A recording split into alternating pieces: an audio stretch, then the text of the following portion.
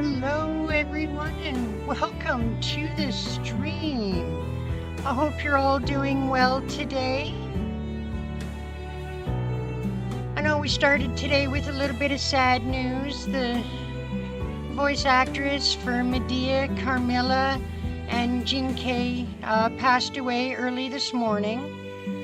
So our thoughts are with her family today.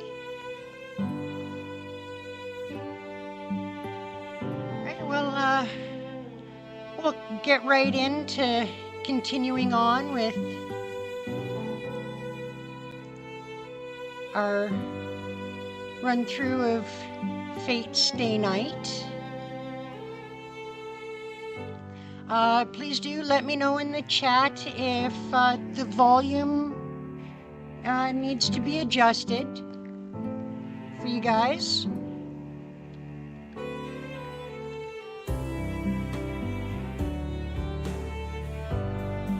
Otherwise, we'll get going. After breakfast, I lay out my plans for the day.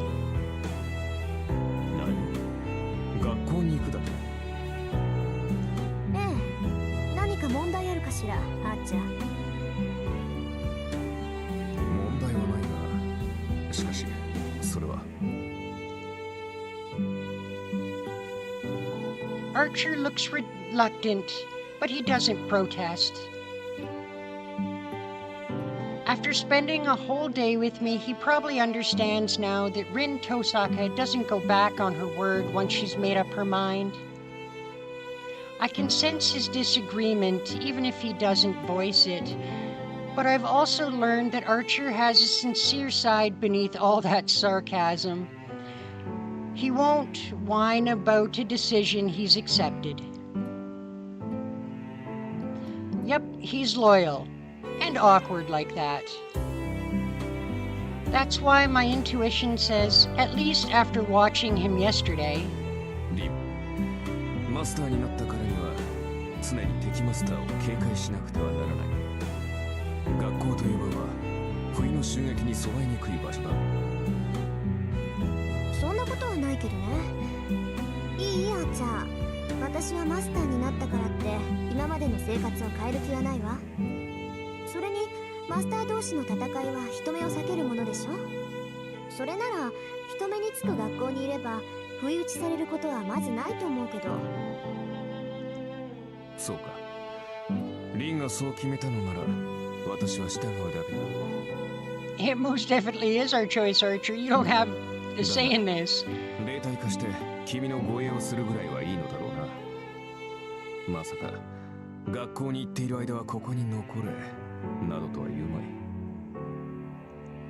当たり前じゃない。学校に限らず外に出るときはそばにいてもらうからね。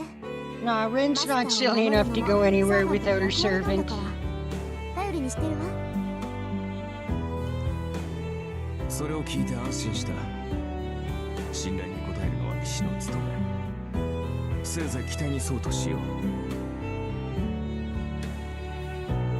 だがリン、もしもの話だが、その安全な場所に敵がいたとしたらどうする？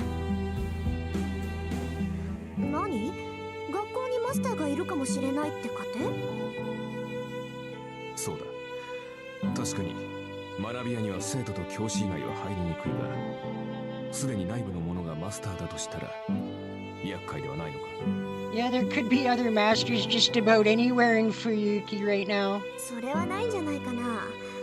この町には魔術師の家系は遠坂とあと一つしかないの。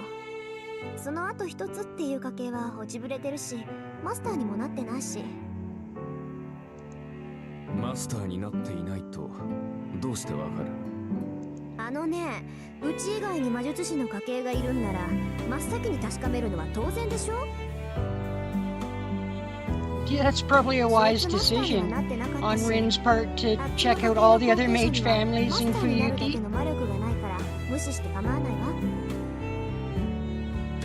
そうか。つまり、リンの通う学校にはもう一人魔術師がいるのだな。だが、そういうこと。だから他のマスターは外からやってくる連中が大半のはず。そんな連中が学校にまでやってくることはないでしょう。まあ今の段階ではな。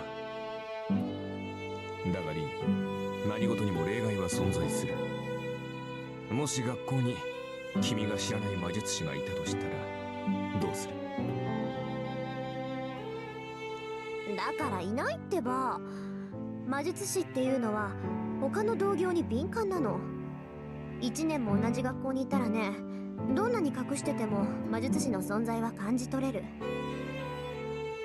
I'm glad you're so confident in your abilities there, Rin. 魔術師は2人しかいないわ。そのうちの1人が私で、もう1人はマスターになるだけの力がない魔術師見習いなの。分かった？アーチャーの用心はただの杞憂よ。そんなこと絶対にありえないんだから。だからもしもの話だ。物事には常に裏目が存在する。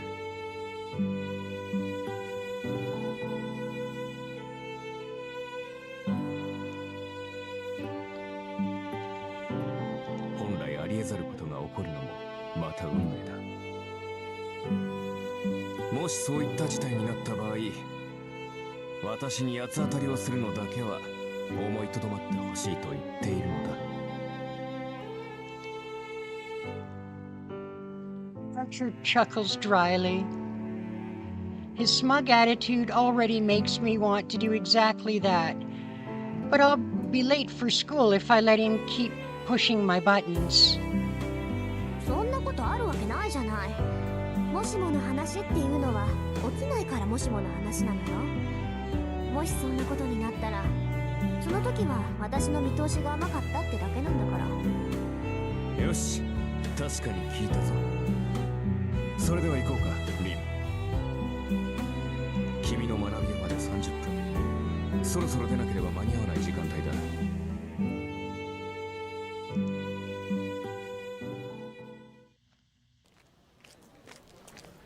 驚いた。もしもの話って本当にあるのね。ああ、私も驚いている。いや、何事もケチをつけておくものだな。I guess that depends on your point of view, whether or not it pays to be a pessimist or not. This is our exchange the moment we pass through the front gate. It's almost time for homeroom, so there are students on their way to class. All around us. Archer and I stand still like a pillar amid the swirling human sea. 空気がよどんでるどころの話じゃない。これ、もう結界が張られてない？完全にではないが、すでに準備は始まっているようだな。ここまで派手にやっているということは、よほどの大物か。とんでもない素人ね。異常を感じさせる結界なんて三流だもの。やるんなら仕掛ける時まで隠し通しておくのが一流よ。で、君はどちらだと思う？リン。I believe she already said how she would rate that maid as a third-rate mage. さあ、一流だろうが三流だろうが知ったことじゃないわ。私のテリトリーでこんなゲスなもの仕掛けたやつなんて問答無用でぶっ倒すだけよ。Well, first, before you can give him that beating, you need to figure out who it is, Rin. I let out an ignorant huff as I crossed through the grounds. As a mage, there's no sugarcoating it. I won't be satisfied until whoever made this bounded field gets what's coming to them.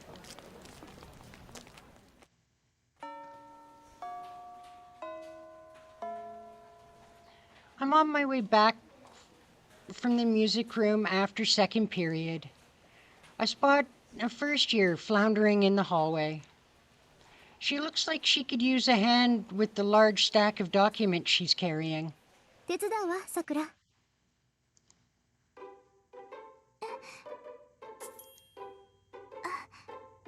登坂先輩。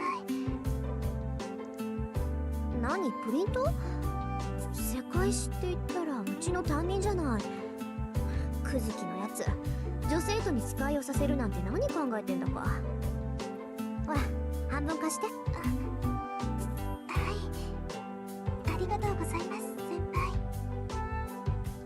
輩。いいっていいって。それじゃあこれさくらのクラスまで？久月先生のところです。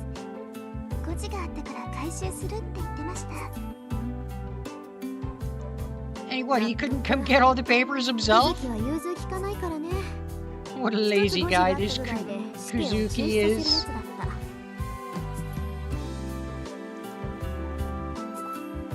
試験って学校の試験をですか？そう、あれは去年の中間試験だったかな。みんながガーッとマークシートを塗りつぶしてる時にやってきてね、誤字があるので正しい問題ではなかった。よって試験は中止。後日改めて行うって。 Oh, that's あの rough. 先生淡々と言ったのよ。 One typo, so he suspends the exam and makes everybody rewrite it the next day? How 今 rude. でもあれは語り草よ。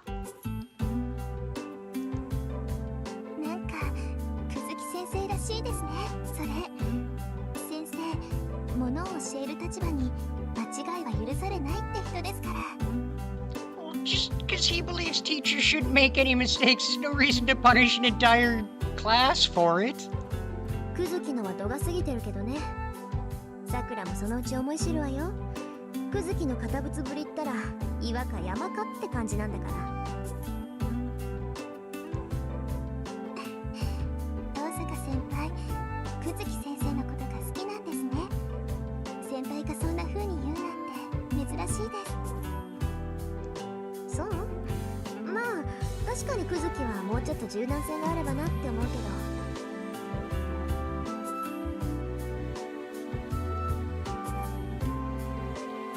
Oh, he's alright, just the way he is, ultimately. The faculty at our school is made up of both really nice teachers and some really scary ones. It's a delicate balance that Mr. Kuzuki's an important part of. He's the stick to the carrot. まあ2年になればもっとクズキと顔を合わせるようになるわ。あいつは倫理も受け持ってるし。 Oops. そんなことよりさくら、ちょっと聞きたいことがあるんだけどいい？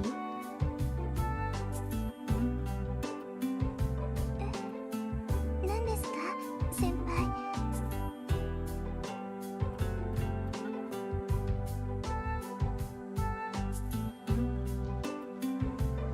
昨日の話なんだけど、さくら見かけない外国人と話してなかった？見てたんですか？ Yes, we did see that, Sakura.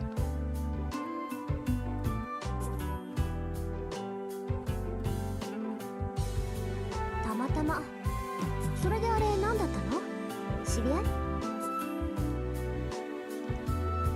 え、それがよくわからない人だったんです。あの人、道に迷ってたみたいでした。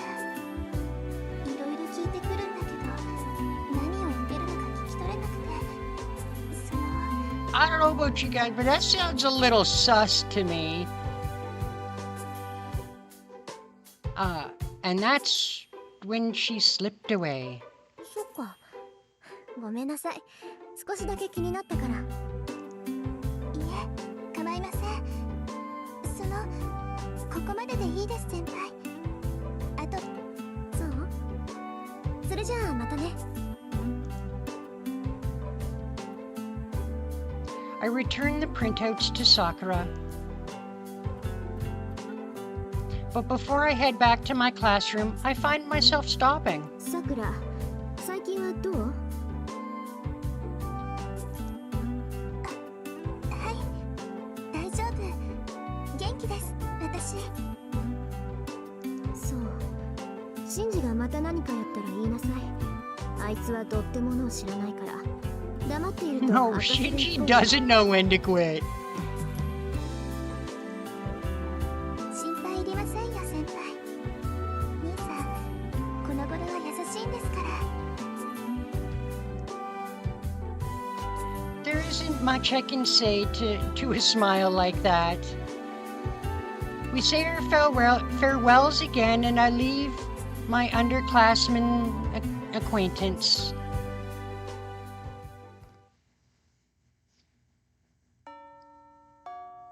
The school day is over. The classroom steadily empty, and the campus darkens by the hour. The crimson sun will set soon.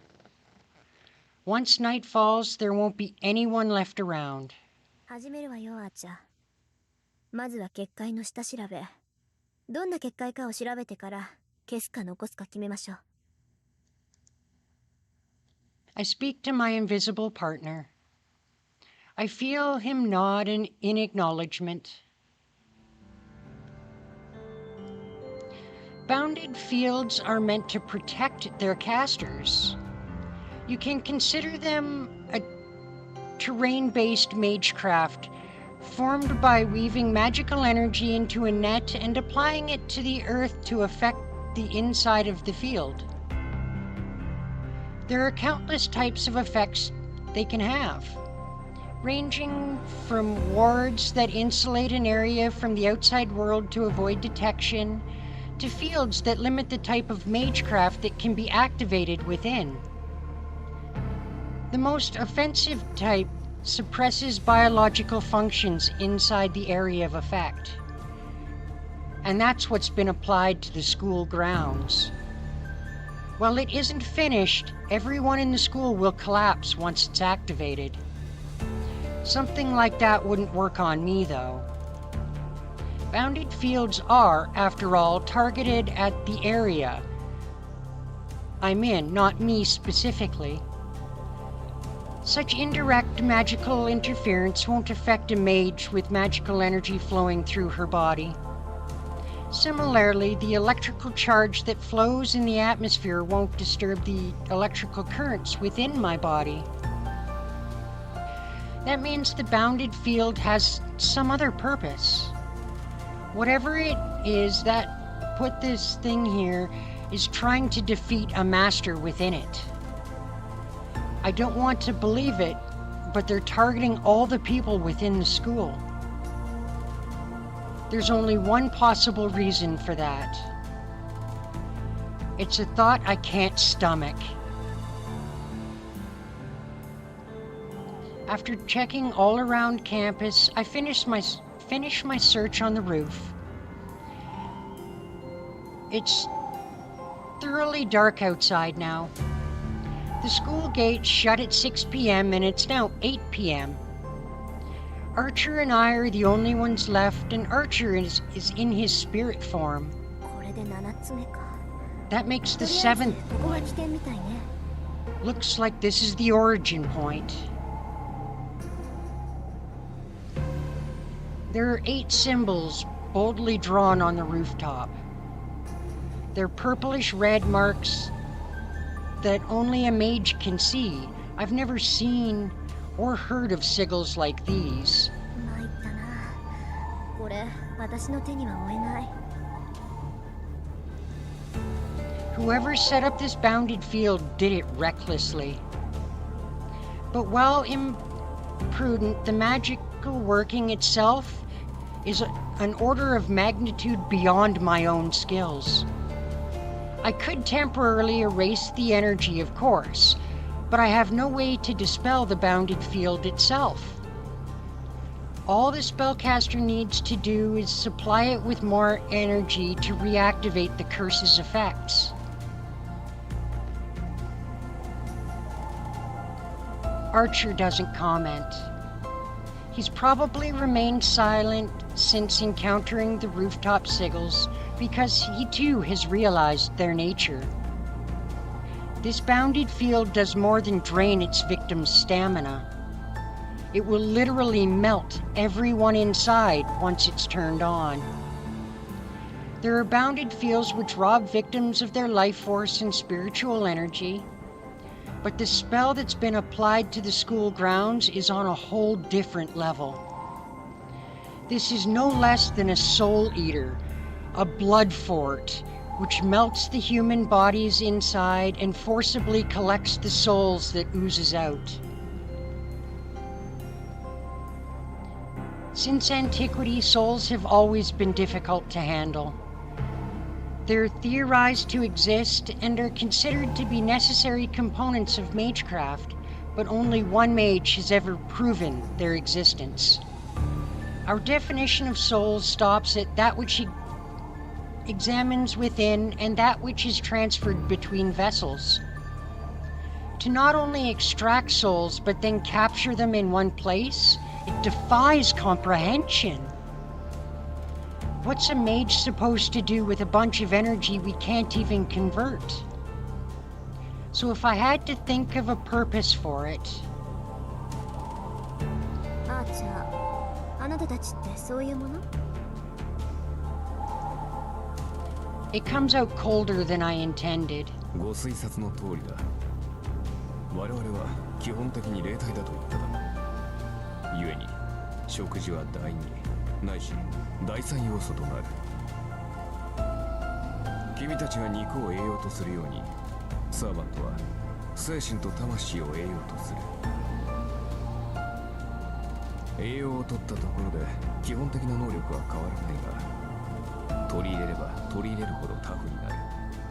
つまり So whichever master this is attempting to bolster their servants' magical reserves by literally converting all the students in the school into magical energy. He's right. The way to make your own servant stronger is to indiscriminately attack human beings. マスターから提供される魔力だけじゃ足りないってこと？ 足りなくはないが、大いに越したことはない。実力が劣る場合、弱点を武士で補うのが戦争だろ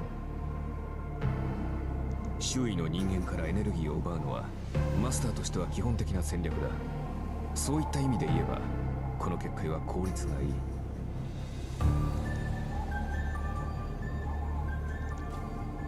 Archer's saying that I should murder people and take their power if I want to win. It's so simple. I've always known this to be true, and I know it's the path I'm supposed to walk. それ勘に触るわ。二度と口にしないで、あーちゃん。 Staring at the sigils, I make my stance clear. Oddly, Archer sounds just as put off. 同感だ。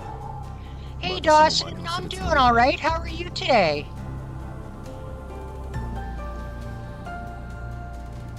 His answer comes firm and resolute. さて、それじゃ消そうか。無駄だろうけど、とりあえず邪魔をするぐらいにはなる。 I approach the sigil and extend my left hand.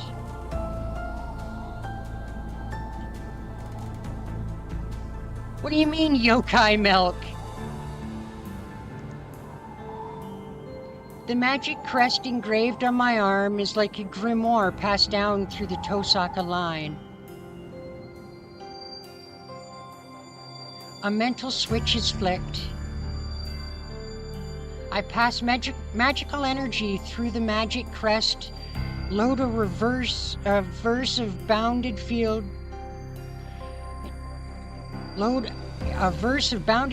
ensure to keep a dark breath and activate it. Oh, bleh, get my tongue tied all here.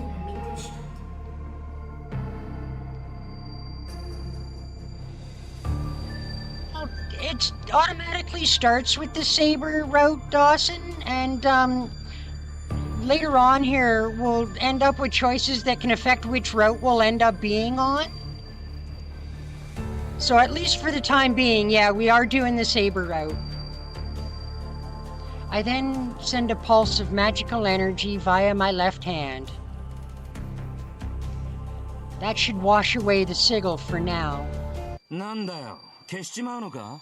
もったいねえ。 Suddenly, a third voice chimes in while I'm casting the spell. I whirl around.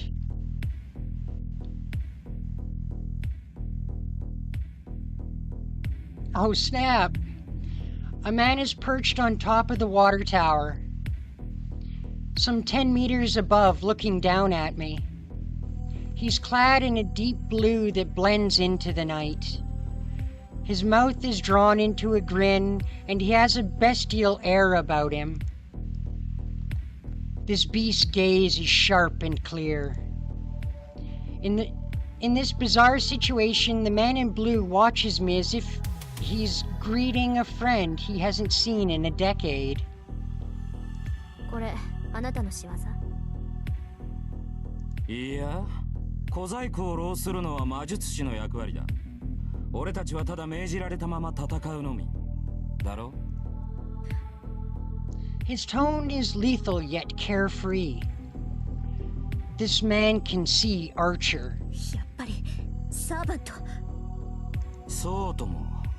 で、それがわかるお嬢ちゃんは俺の敵ってことでいいのかな？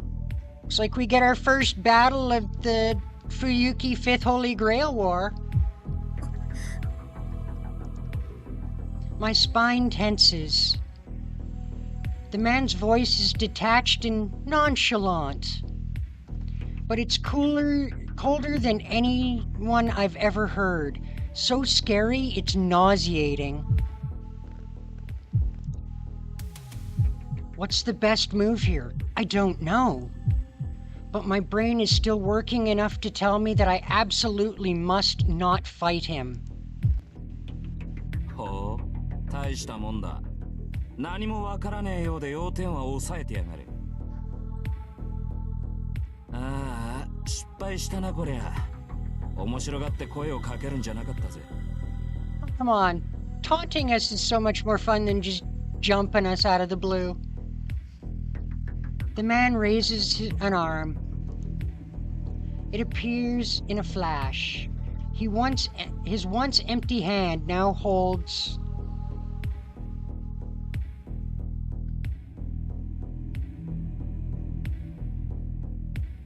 a scarlet 2-meter-long weapon. My legs throw me to the side before I can think. There isn't time to even hesitate about jumping off the roof. With all my might, I make a mad dash for the fence, intending to barrel right through it.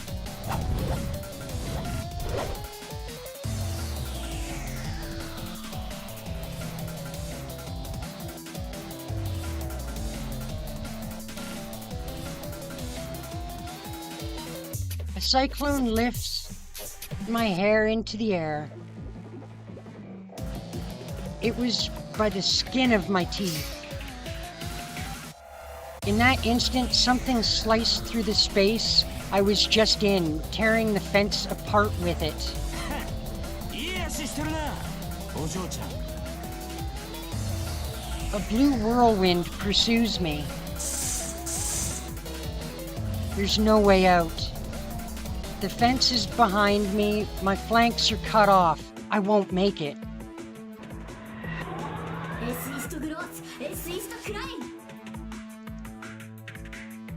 I react swiftly. My magic crest surges to life so I can weave a single count magecraft. The spell lightens mass and manipulates gravity. Light as a feather, my body bounds into the air.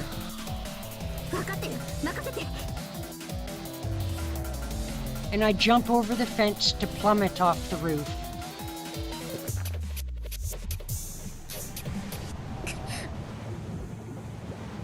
Air resistance and gravity push and pull along my body. It's about 15 meters to the ground, 1.7 seconds away. Too slow, he's going to catch up to me.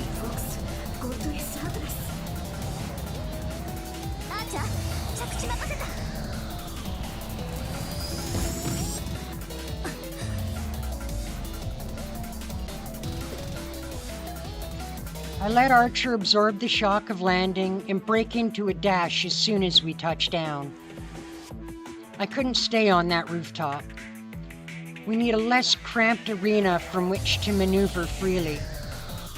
A battlefield without obstacles where Archer and I can truly shine.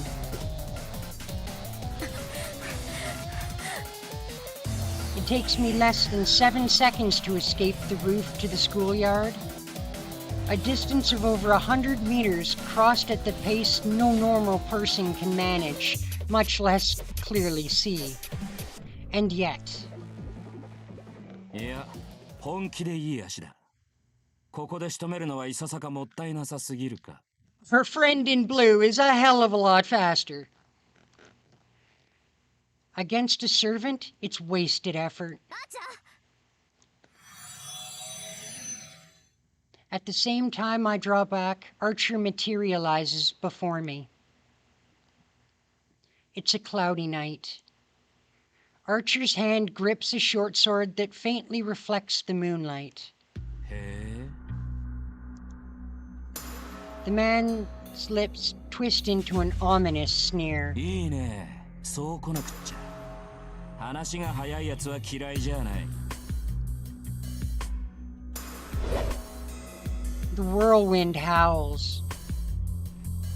It's the weapon he swung at me on the rooftop, a spear of blood-like crimson that came mercilessly close for my head. ランサーのサーバント。いかにも、そういうあんたのサーバントはセイバー。 Sure. って感じじゃねえな。 You assume that's a saber servant, Lancer.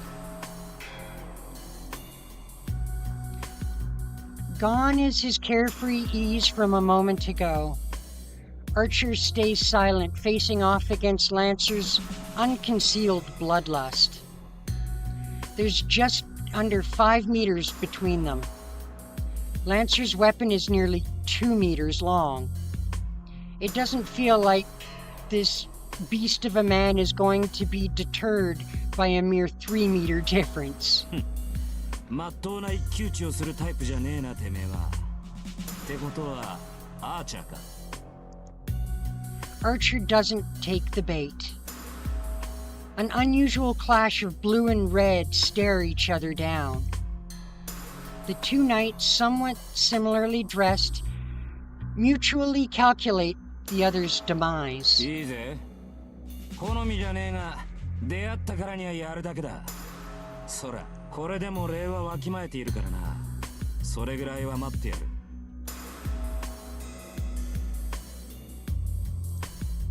Archer doesn't answer. His back, as steely as a sword, seems to convey that. He must not have anything to say to someone he must defeat. That's when I realize it. I'm such a fool. Archer was waiting for my word. アーチャー、 I call out to him without getting any closer. 手助けはしないわ。あなたの力、ここで見せて。 Was that a laugh? The Red Knight surges forward, his lips curled in response. Wind swirls. A scarlet bullet flies forth, blade in hand. A blue spear thrust intercepts him. If the charging archer is a gust of wind, then the spear tip that rises to meet him is a divine storm. Striking blades, elegant parries, Archer is put on the defensive, fending off the swift thrusts with his short sword. The man in red is stopped in his tracks. His advance denied by the enemy. He can't even breach the 2-meter coverage of the spear. A polearm wielder can control his opponent's range. Lancer, with his nearly 2-meter reach, needs to simply engage his foe whenever he comes within range. It's easier for him to stab an advancing opponent than it is for him to go after Archer himself.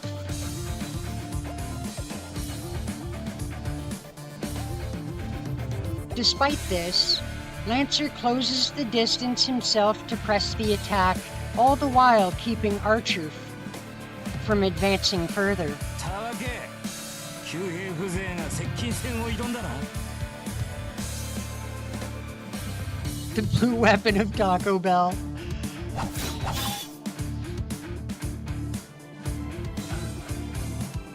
Lancer's snarl is fiery.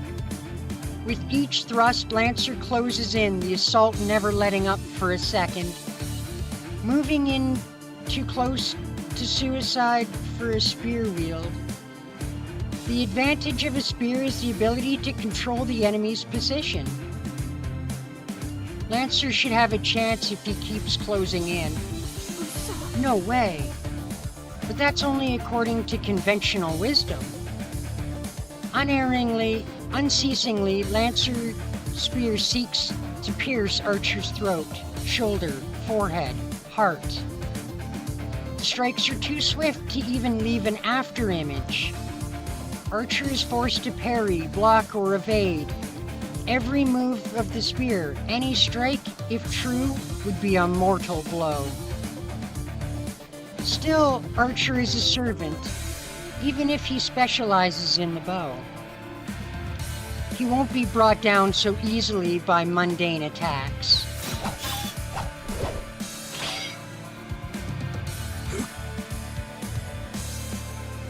The thrust at his forehead is quickly batted aside, and Archer renews his charge in spite of Lancer's spear.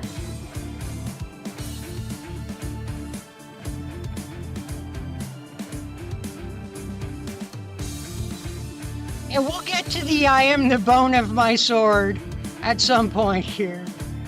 One might think that swordplay is all there is to Archer's attacks, but he's exploiting a weakness of spear tactics. Against a spear's considerable reach, neither retreat nor evasion are viable defenses for long. A half-hearted withdrawal isn't enough to get out of range, while probing attacks will lead to evisceration. A reckless charge will similarly end in impalement at the end of the spear's range. Archer and Lancer have more or less the same physical stature. Without heavy armor, it's difficult for Archer to penetrate the lethal storm of Lancer's radius.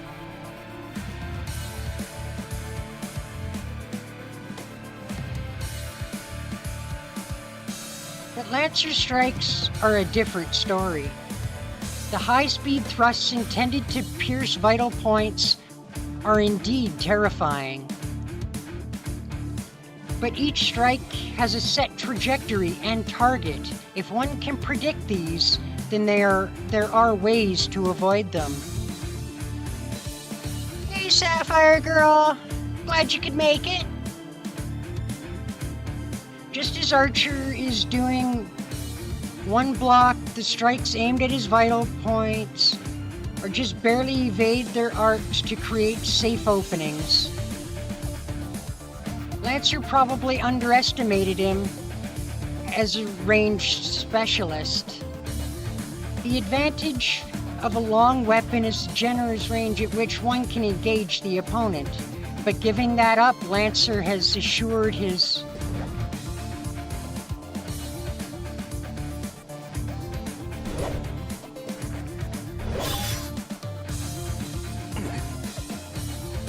The man in red stops in his tracks. I watch a nightmare unfold as if time has rewinded. Lancer's attacks become even faster than before.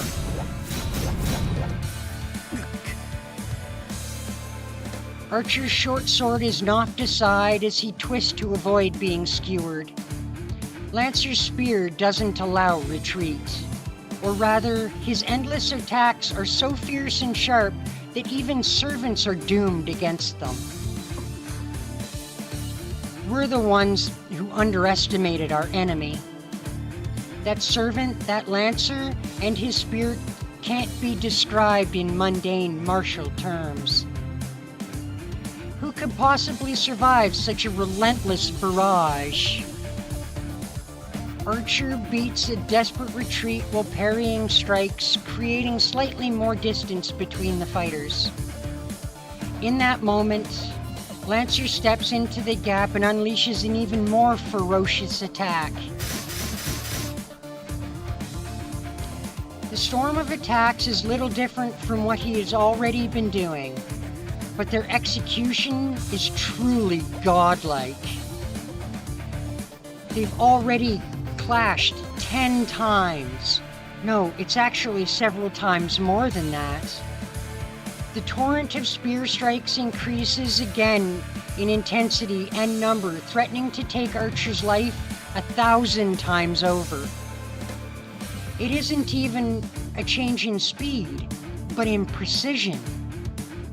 At a steady pace, Lancer's spear comes down on Archer like a waterfall.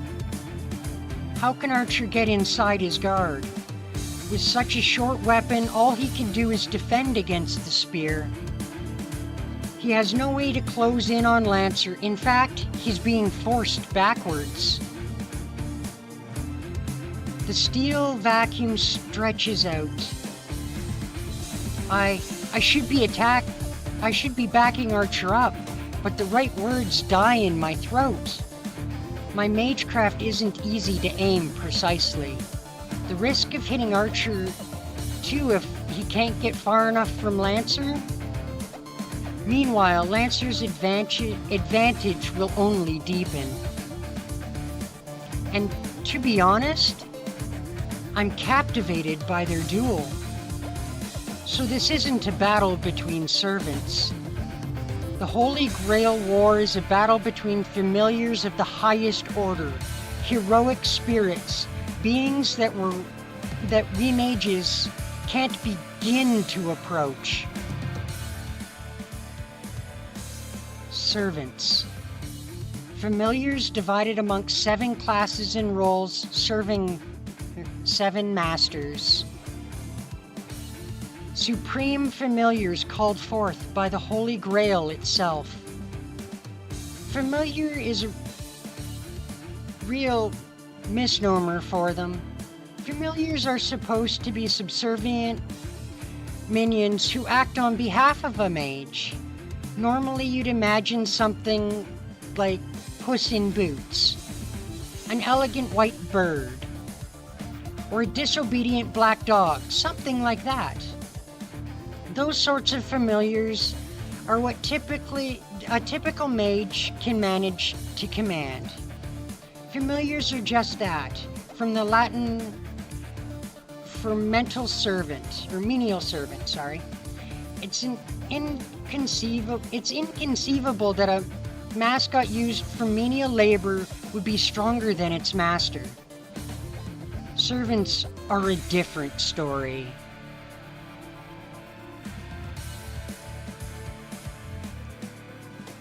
They're quite literally the most powerful examples of humanity.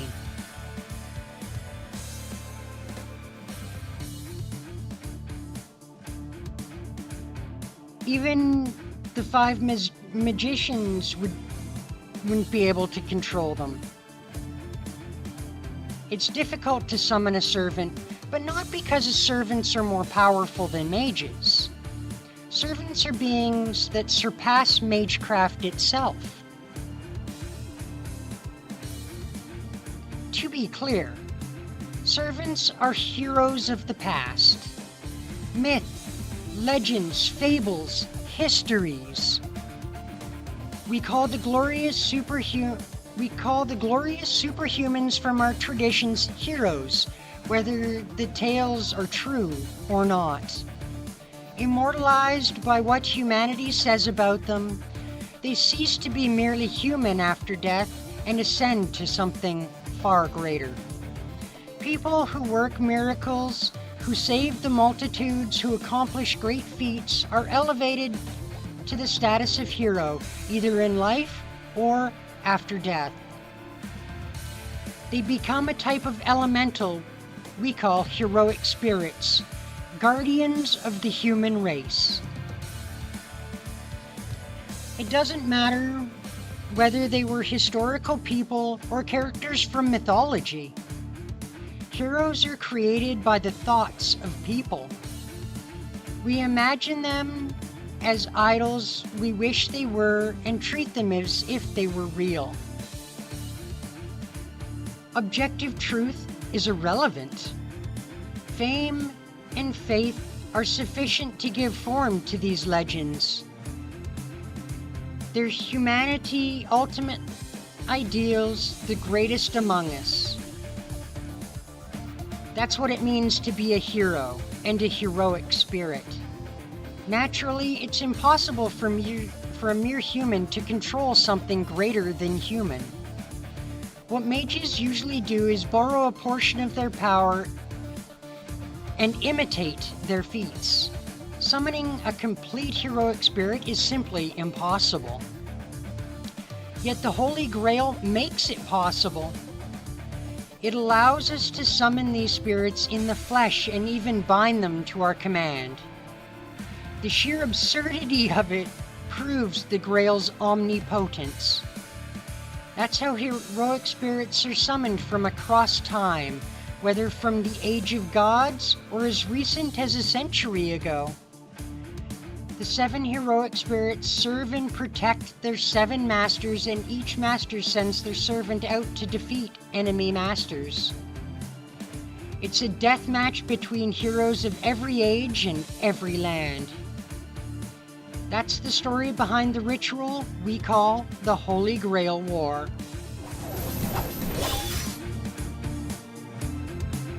Of course, there are limits to what the Grail can do.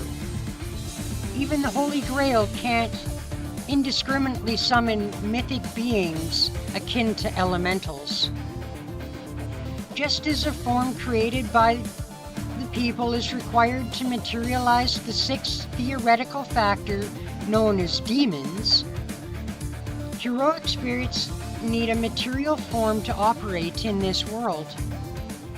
It is their temporary label and the way they're allowed to exist in this world.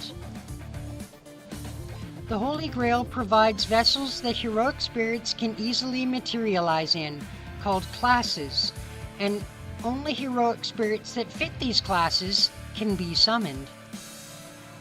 A class is like a passport that lets a heroic spirit visit the modern era to act as a familiar. It is a material vessel that they've temporarily possessed. There are 7 masters and 7 heroic spirits to serve them. Each is assigned one of the 7 classes. Saber, the Knight of the Sword. Lancer, the Knight of the Spear. Archer, Knight of the Bow. Rider, the Cavalier. Caster, the Mage. Assassin, the Silent Killer.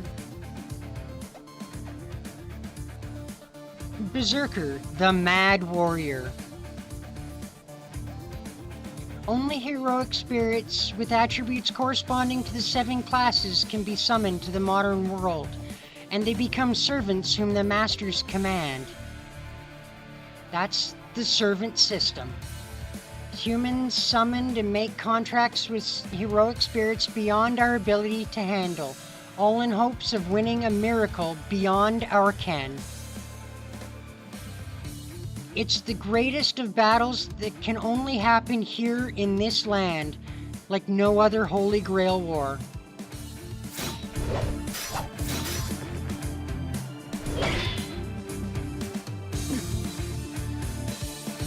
The duel reaches an even higher pitch.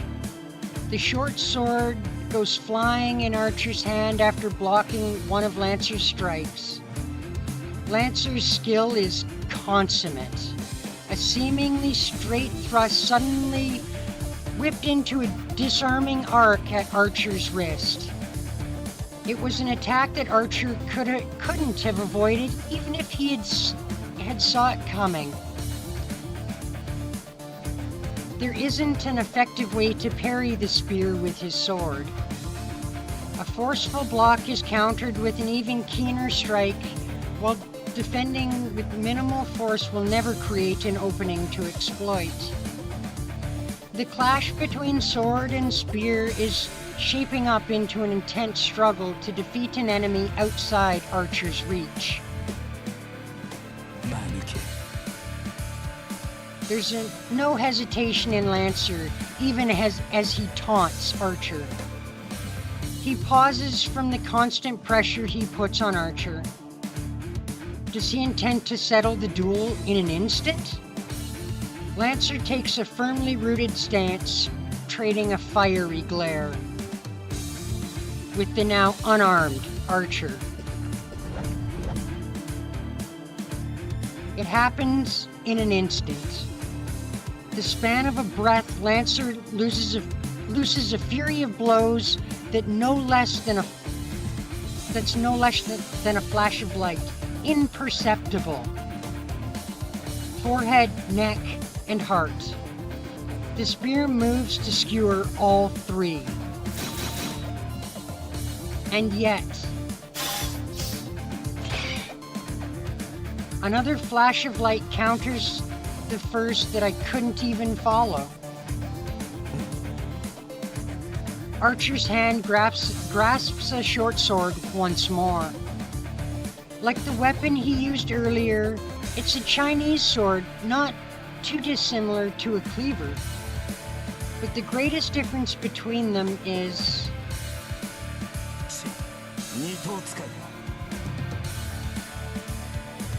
blade and blade. In each hand he grips a sword, each clearly meant to complement the other.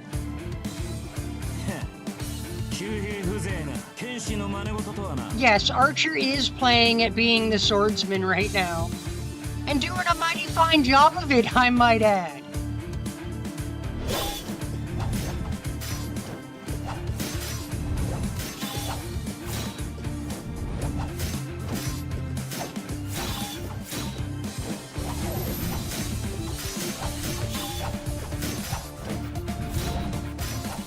Comes even faster, as if to herald Archer's certain death.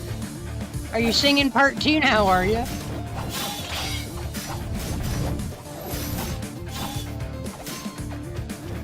The duel becomes a symphony of clashing blades. Two steel instruments play a resounding chorus. The sparks of their conflict rising into a never-ending crescendo. Their battle is like a vacuum. It sucks in all the air around it, making me feel like I'll be cut if I even dare to approach. It all happened in an instant, really. But as I watched with bated breath, the moment seemed to stretch on. Lancer keeps his foe out of his fatal pocket, while Archer attempts to close the gap with his shield of dual swords. They've clashed over 100 times already, Archer losing a weapon each time. But instantly another sword appears in Archer's empty hand, and Lancer is slightly driven back each time. Lancer finally acknowledges his miscalculation. He has no idea who he's fighting. But it would be a mistake to keep dismissing his opponent as a bowman.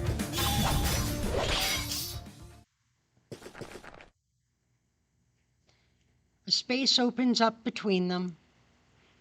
Lancer puts significant distance between them. Maybe he intends to start over?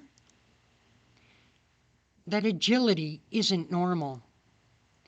Archer's charge defies human ability, but he struggles next to Lancer. The swiftness of Lancer's retreat had the speed and grace of a leopard.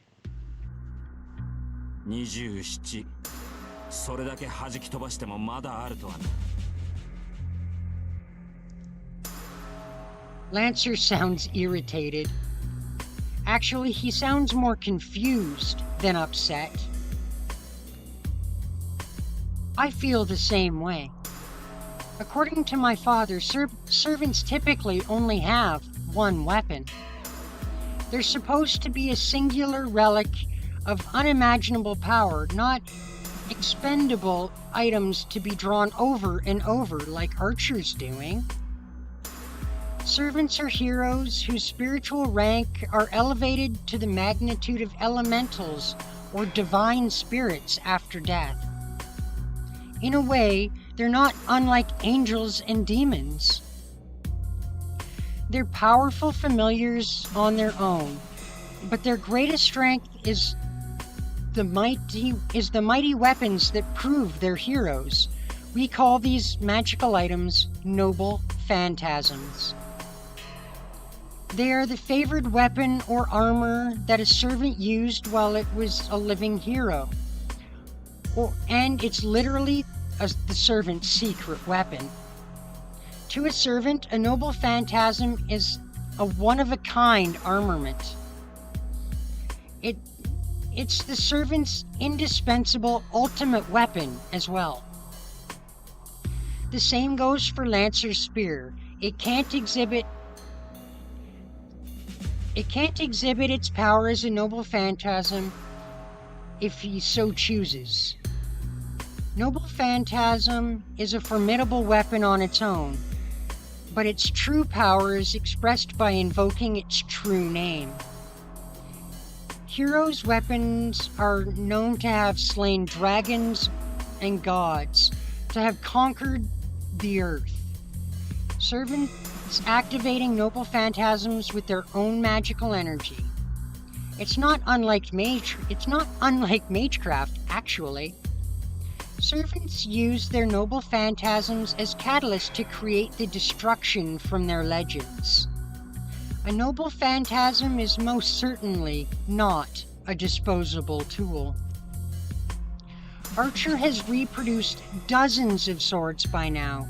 Each seems like a masterwork unto itself, but they surely can't be his noble phantasm. He's an archer, after all. His secret weapon must be some kind of bow. どうしたランサー。様子見とは君らしくないな。先ほどの勢いはどこに行った。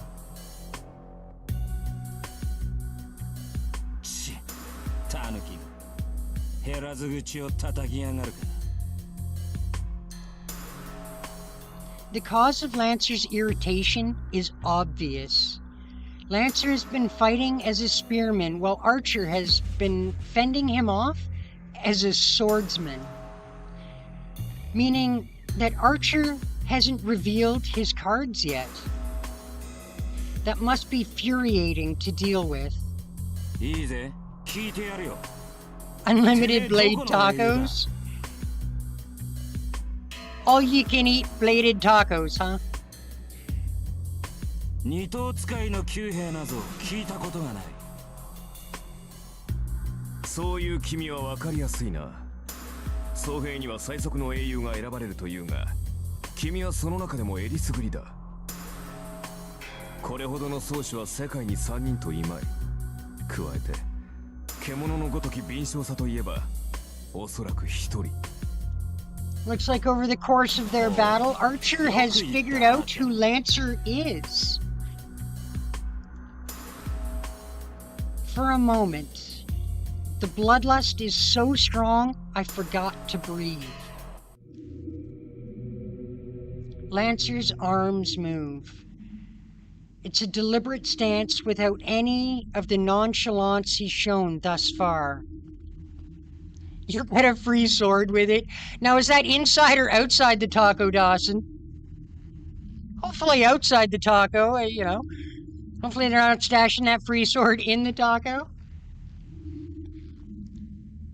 His spear tip dips as if to puncture the ground, but Lancer's eyes bore straight through Archer. ならば食らうか。我が必殺の一撃を。止めはしない。いずれ越えねばならぬ敵だ。Lancer lowers his stance. Simultaneously, a thorny, bitter cold overtakes the schoolyard. The air freezes. I don't mean that metaphorically, it's literally ice cold. All of the mana in the atmosphere freezes solid. Only the warrior Lancer is allowed to breathe in this space. The spear in Lancer's hand is undoubtedly magical, its true form eager to burst forth. Oh no, he's going to die. I don't know what kind of noble phantasm that is, but Archer is finished. It's the first time I've had this kind of premonition, and hard as it is to believe, I don't doubt it for a second. If Lancer unleashes his spear, Archer will die. That's absolutely certain. As Lancer says, his spear means death. Archer will lose. Lancer will stab him through the heart and he'll die. Despite that, despite these premonitions, despite this insight, I can't even help Archer. I feel like if I so much as lift a finger, it'll signal the beginning of the end. If there is a way to prevent Archer's defeat, then it can only be... 誰だ? the sudden appearance of a third party whom we've all overlooked.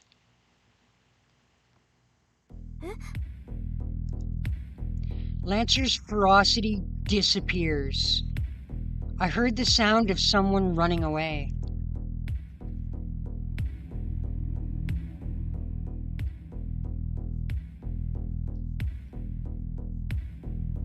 Oh, it's on the taco shell, and you press a little button and it becomes a one-handed sword. I'm not sure Taco Bell could get away with giving those away. Although it would certainly be an entertaining attempt. From behind, I clearly make out a school uniform. A student? Oops. そのようだな。おかげで命拾いしたが。Yes, he did. This student did save Archer's ass, undoubtedly. Archer answers coolly. Sure enough, the interruption did save our skin. 失敗した。ランさんに気を取られて周りの気配に気づかなかった。あーちゃん、あんた何してんの？見てわからないか。手が空いたから休んでいる。んなわけないでしょ。ランさんはどうしたのよ。What about Lancer? さっきの人影を追ったよ。目撃者だからな。おそらく消しに行ったのだろう。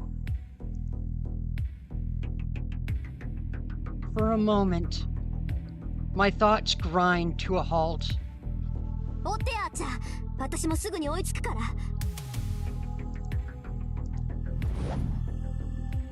Archer pursues Lancer immediately. くそ、なんて間抜け。I curse my own negligence. It's standard mage policy to eliminate witnesses. Until now, I've been careful not to allow anyone to see me as a mage to avoid that scenario. Why did it have to happen today, of all days?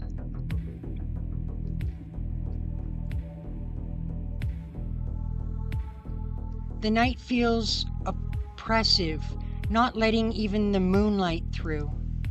I find Archer standing over the body of a student collapsed on the floor of a terribly cold hallway. He looks wordlessly down at the student.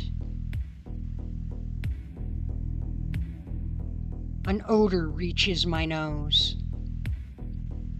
The sight of slowly pooling blood makes me realize that it's the smell of death. 追ってあーちゃん、ランサーはマスターのところに戻るはず。せめて相手の顔ぐらい把握しないと割が合わない。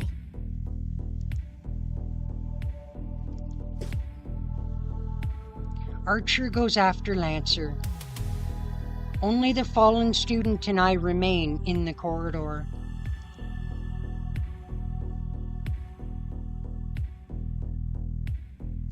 I think Archer would have to take over Taco Bell for you to get those short swords with every taco.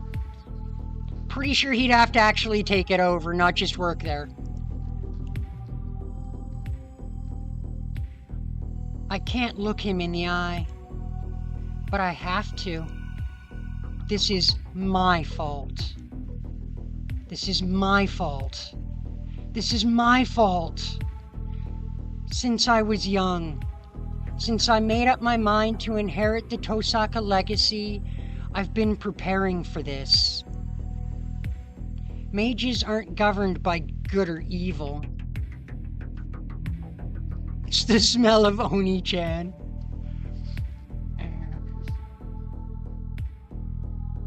Are you sure it's not the smell of banana Oni?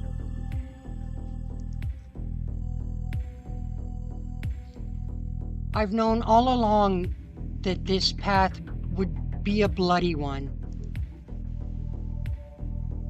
ランサーの槍で一突きか。心臓やられてちゃ助からない。I don't know how many seconds ago Lancer killed him. It's just a matter of whether he was unlucky enough to get stabbed through the heart. The blood loss isn't as bad as I would have expect for a destroyed heart, so maybe the injury isn't too deep. It might not be too bad, but he's still screwed if blood has been cut off from his brain. Though, yeah, if his heart was wrecked, then he would have died instantly. Still, not dead? You're really something. It's hard to hear, but just barely. My ears pick up faint breathing that might be a death rattle. But it won't last more than a few seconds. I don't have the power to save him. I don't even have a way to heal my own wounds. I have to look him in the eye at least. I start to reach for the face of the prone figure when I realize that my fingers won't move. They're shaking. But why? I'm used to this. I've made this choice countless times. I've lost so much thanks to my own mistakes, my own selfishness. That's why I've always had to be ready for this day to come. Then, why am I so angry at myself? ごめんね。見とるぐらいはしてあげる。I use cold logic to still my trembling fingers and legs and check the fallen student's face. A great weight falls onto me. I feel like I've just been struck by a hammer. やめてよね。なんだってあんたが。I grind my teeth. No longer to brace myself against the shaking, but because I'm truly angry. Why did it have to be him? Why him especially? I'm not upset with Lancer for silencing a witness, as a servant should. But at school today, of all days, at this hour, you fool! Why would you, of all people? Sakura's face comes to mind. I'm sure she'll cry. And I find myself recalling a day after school some years ago. The sky glowed a distant red. A boy that always ran. And a silly little girl watched him absently from afar. That boy got involved in something he shouldn't have, and now his corpse is in front of me. There's still a way. If I fail, I might lose my trump card, but there's a way to save him. No, I'll lose it whether it works or not, so the outcome is the same to me. This is a mistake. His impending death is a foregone conclusion. It's my fault for not paying enough attention to what was happening around me. And his fault for having the dumb luck to be here tonight. There's no need for me to go this far for him. My father, who left me nothing to remember him by, did in fact leave me this heirloom to help me. It's a massive store of magical energy meant to be a trump card that helps me win this war. A precious, precious treasure just for... だからなんだってのよ、バカ。 I turn back and kneel by the dying boy.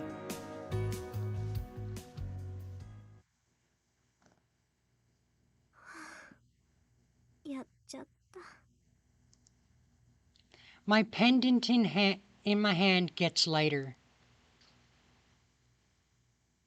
My father's keepsake is nearly empty. With a clink, I drop it on the guy who was a second away from becoming a corpse. Yes, Oni-chan can hurt. 仕方ないか。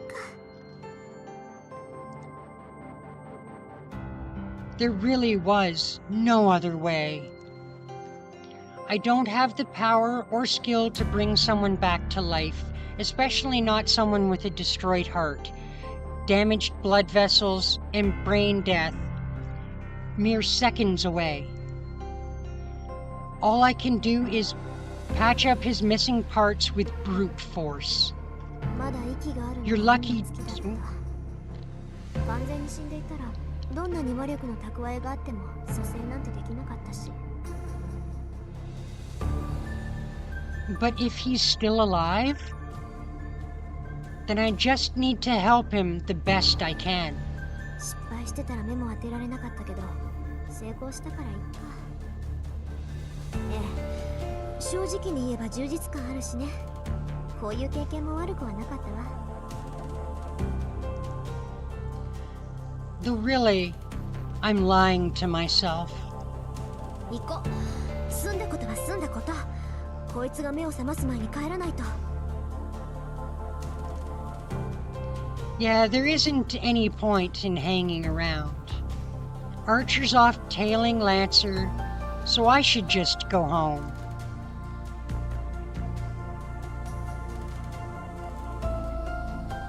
On the way home, I remember. I left my father's memento at school, though now it's just a pendant with all of its magical energy wrung dry. いっか。 I don't suppose I need it anymore. It might have a little bit of energy left in it, but it is less than 10 gemstones I'm carrying. What Father wanted for me to have enough magical energy to win the Holy Grail War. Now that I've used that resource up, its container doesn't mean much.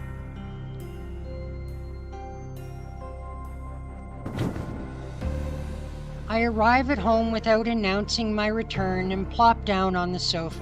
Announcing your return to who? You're like the only one there, Rin. Archer still isn't back yet. I have tried to sign and listen to the clock tick for a few minutes. いい加減頭を切り替えなくちゃ。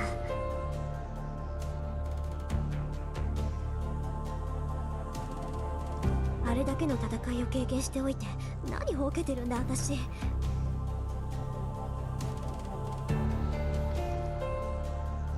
Well, you might think it was fake metal. I'm not sure if that would have an impact on things or not. I have plenty to think about. The servant we encountered most of all. I finally watched the battle between the servants, which until today I'd only know about through books. ランサーか。宝具を使われそうになった時は焦ったけど、実際使ってたら正体は分かったのよね。Learning a servant's identity is key to defeating a servant. With the exception of the idiot who doesn't know his own name, a servant's greatest weakness is their identity. Once you learn a servant's name and identity, then you can mostly deduce that heroic spirit's noble phantasm. It goes without saying that since servants are heroic spirits, they have legends associated with them.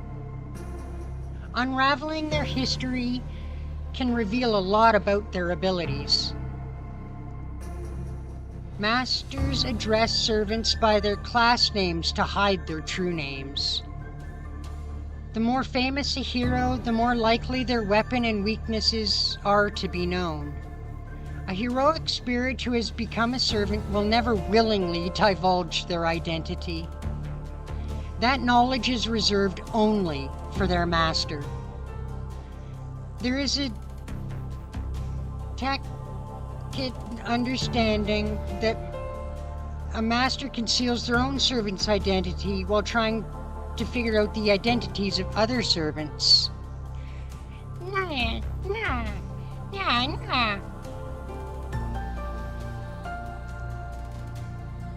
Including this one. There have been 5 Holy Grail wars thus far. Each servant's quality depends on the caliber of the summoned heroic spirit. Naturally, a famous hero or one with legendary weapon is powerful. Accordingly, it's difficult to summon such heroic spirits.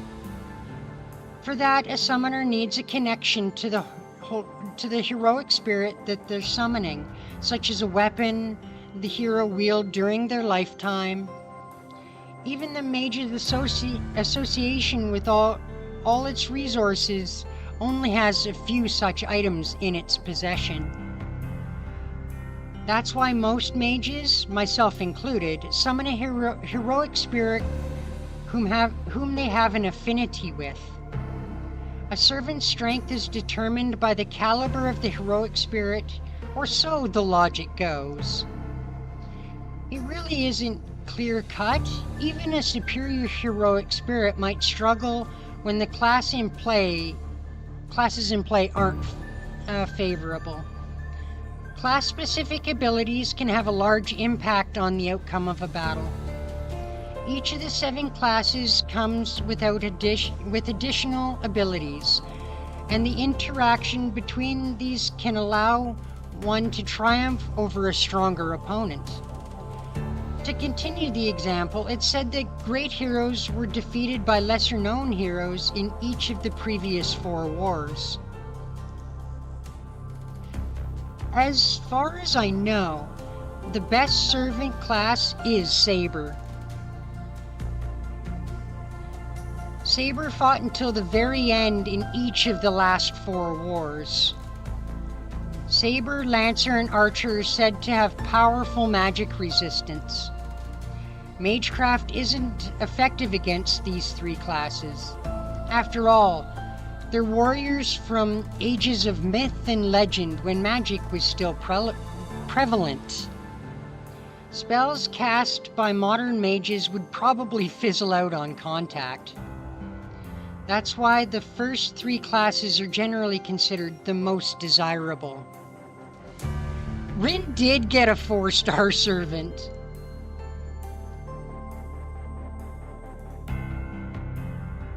I mean, it's better than at least a couple of the other masters. You're pulling the equivalent to 3-star servants.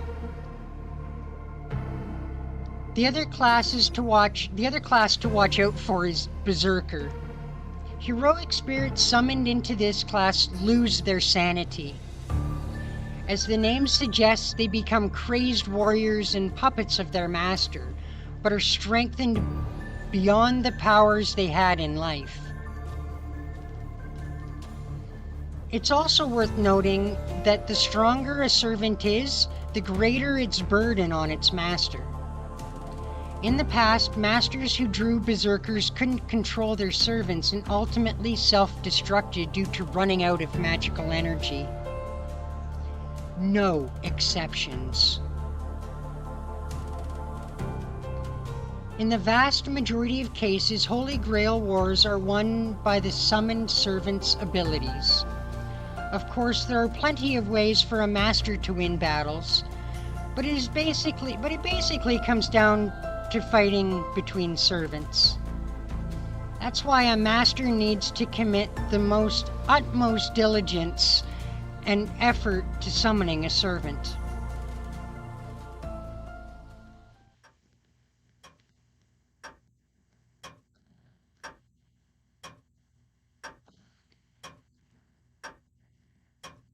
Discontented, I decide to come up with projections for the battle to come.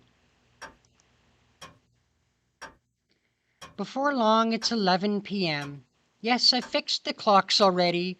Archers come home. おかえりなさい。 Oh, you'd want to summon Second. Fujimara? すまない。失敗した。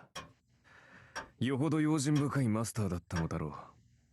少なくとも、こちら側の町にはランサーのマスターはいなかった。 Just wondering when Ritsuka will end up being engraved in the Throne of Heroes as a heroic spirit himself. I mean, look at what he's accomplished already in his quest to restore proper human history. Figures. Lancer was all alone, and his master didn't seem like the type to show themselves. そう。まあ、簡単にはいかないわよね。 Everything can't go according to plan. So there's no use in worrying over it. Oh, Fujino from the Garden of Sinners. Oh, okay. Yeah, she would make an awesome servant. Though I think if I was to pick anyone from the Type Moon universe to summon as a servant for a Holy Grail War, I think I'd go specifically for Aoko Awazaki. I'll just give up and treat tonight as a learning experience. 覇気がないな、マスター。いつもの威勢はどうした？まさか、先の一戦でおじけづいたというのはなしだぞ。君が命じるのなら、今すぐにでもランサーとの再戦に赴いてもいい。Archer doesn't say it, but I can tell he thinks that that's the right course of action. Oh. I must look pretty depressed right now, huh? そんなわけないでしょ。私が打って出ないのはね、単に無駄手間をしたくないだけなんだから。無駄手間をしたくない？だってまだマスターの数が揃ってないでしょ。今夜のはやむなしだったけど、開戦の合図があるまで戦わないわ。それが聖杯戦争のルールだって父さんは言ってたし。I'm not so sure that that's a steadfast rule of the Holy Grail War so much as, a recommendation as to not starting the fights before the actual, bell is rung on the war. I don't think anybody's really going to try and stop Lancer and Archer from continuing their fight if they want to. そうか。君の父親もマスターだったのか。Why, yes, he was, actually. Archer nods in understanding. Actually. He's making a rather mixed expression. 何よ。何か言いたいことでもあるの？あんた。ああ、一つ聞き忘れていた。リン、君は幼い頃からマスターになるべく育てられ、それに従ってきたのだろう。つまり当たり前じゃない。それはいきなりマスターに任命される魔術師もいるそうだけど、私は別よ。遠坂の人間にとって聖杯戦争は何代も前からの悲願なんだから。そうだろう。なら目的が党にあるはずだ。Well, yeah, of course she had an objective in mind, Archer. What'd you expect? Come on, man. We all know you're smarter than that. 私はそれを聞き忘れていた。主の望みを知らなければ、私も剣を預けられない。リン、それで君の願いは何だ？願い？そんなの別にないけど。何？ Yeah, what do you mean? What? You don't have a wish? Archer's making a funny face. そんなはずはあるまい。Nah, I think everybody made a funny face when realized Rin didn't have a マスター wish. になるということは聖杯を手に入れるということだというのに、叶える願いがないとはどういうことだ？ Archer drops all pretense. Ah, right. Once the Holy Grail is won, the victorious master's wish has nothing to do with the servant. Would I rather see Elle from Tsukihime or Alice from Witch on the Holy Night as a servant? Honestly, I'm gonna have to go with CL on this one. But that's weird. Father mentioned that servants have their own wishes too. But that's their own business. It shouldn't matter to Archer whether or not I have a wish. よし、明確な望みがないのであれば、漠然とした願いはどうだ？例えば、世界を手にするといった風な。No, that was definitely Ryder's wish from the Fourth Holy Grail War. なんで？世界なんてとっくに私のものじゃない。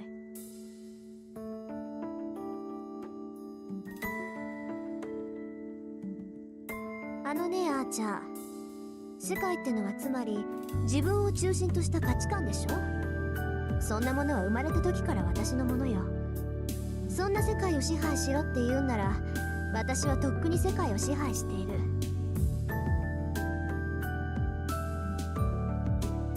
Archer looks at me with a strange expression. Man, he's stubborn. バカな。聖杯とは望みを叶える力。現実の世界を手にできる力だぞ。それを求めるというのに、何も望まないというのか、君は。だって世界征服もめんどくさいし、そんな無駄なことを願っても仕方がないでしょ。あなた割と想像力が貧困ね。理解に苦しむな。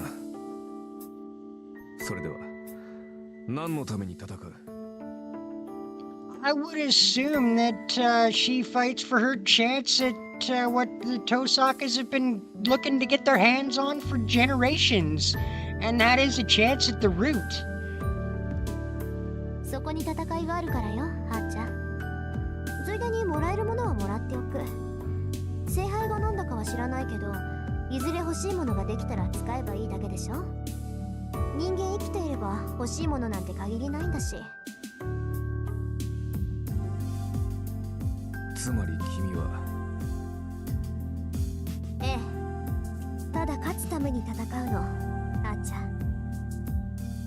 Apparently for Rin, winning is its own reward. Archer sighs and shrugs. Maybe he's fed up with me, but he finally relaxes. 参った。確かに君は私のマスターにふさわしい。I don't know how to respond to comments like that, so I wish he'd stop making them. あ、サーバントにマスターを選ぶ権利はないけど、一応聞いとく。なんで私があなたのマスターにふさわしいのよ。言うまでもない。君は間違いなく最強のマスターだ。 It's high praise from a servant, to be perfectly honest. そう、ありがとう。あなたに言われるなら世辞ってわけじゃなさそうだし。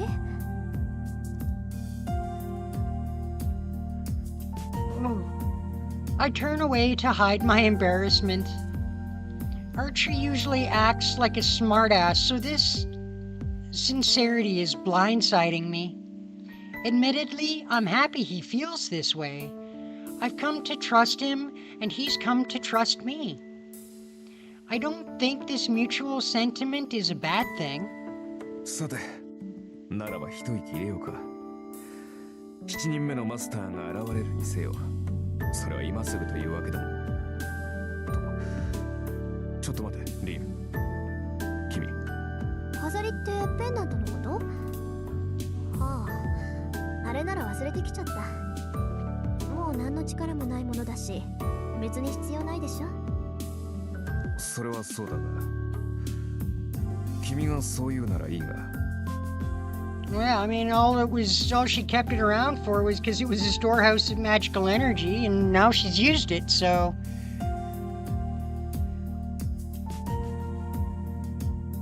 Would it really be so bad, Dawson, if he was doing hentai comments? ええ、父さんの形見だけど、別に思い出はあれだけってわけじゃない。よくはない。そこまで強くあることはないだろう。 As he nags me, Archer holds out the pendant I left at school.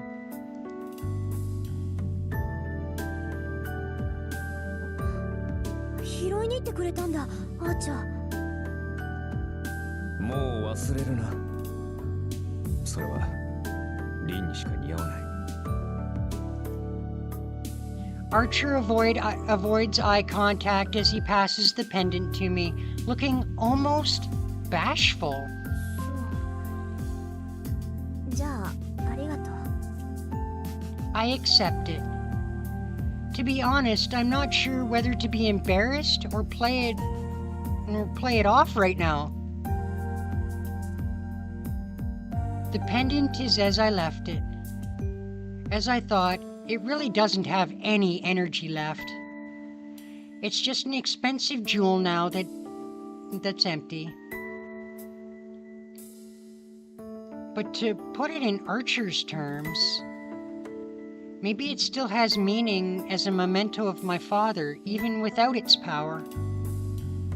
I suppose I can laugh this off as a net win, since I spent my trump card to save someone else's life. って待った。I jolt up in my seat. I wasn't thinking straight while I lamented what I lost, but as I pull myself together, it strikes me. He saw us, so I ought to alter his memories. Meanwhile, Lancer prioritized eliminating witnesses over fighting us. Lancer's thinking should reflect that of his master, which means if a master who went out of their way to kill a witness finds out that he survived. そんなやつ、生かしておかない。I stand up from the sofa. It's already been 3 hours. I might not make it in time. But I can't let this happen, not after the trouble I went through. I sprint through the night. Fortunately, I know where he lives. Not because I bothered to find out, but because someone I happen to know goes over to his place often. I've never been there personally. まったく余計な苦労を背負おうとしているぞ、君は。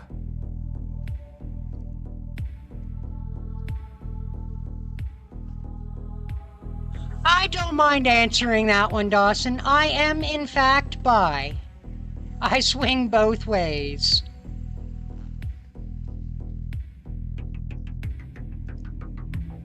It's going to be as much of a struggle to rescue the guy now as it was to save him earlier.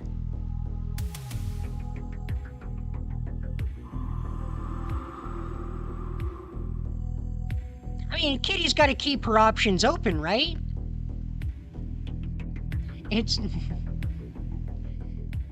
midnight. The sky is shrouded in clouds. Nothing wrong with being straight.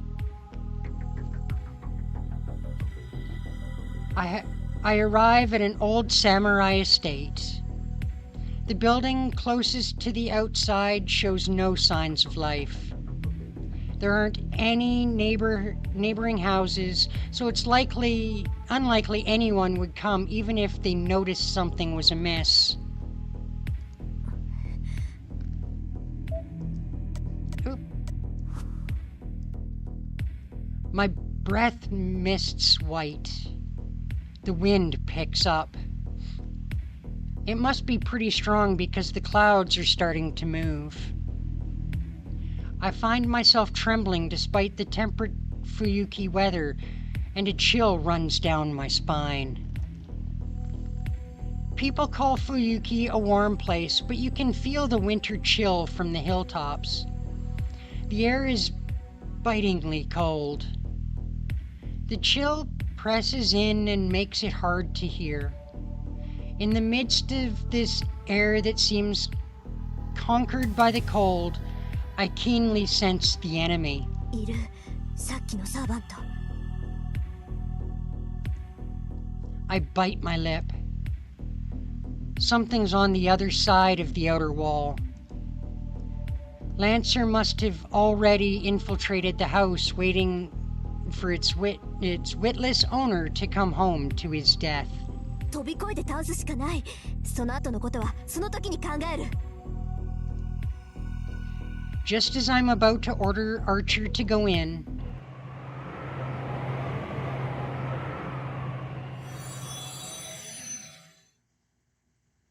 a flash.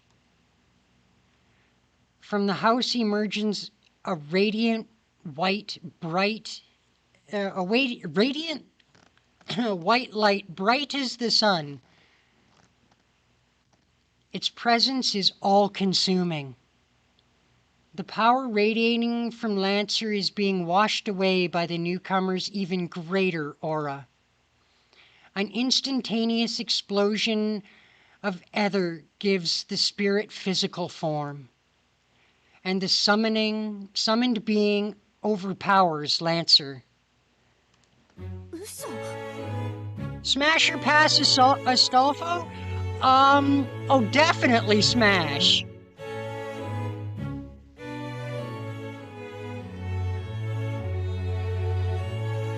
All I can do is whisper in awe, but the truth is staring me in the face. As if to prove the point, Lancer bounds over the wall, fleeing the compound. ねえ、あーちゃん。これももしもの話。さあな。だがこれで7人。ついに数が揃ったぞ。 Yep, that does mean the seventh servant has now finally been summoned. We could get this Holy Grail war going in earnest now. Archer is calm. Meanwhile, my rational thoughts go flying out the window. What happens next should have been obvious, but I'm not thinking straight. There's a strong gust of wind. The clouds cover the sky like an umbrella. Darkness shrouds the lightless outskirts of the town. A servant leaps over the wall and lands gracefully like an otherworldly bird.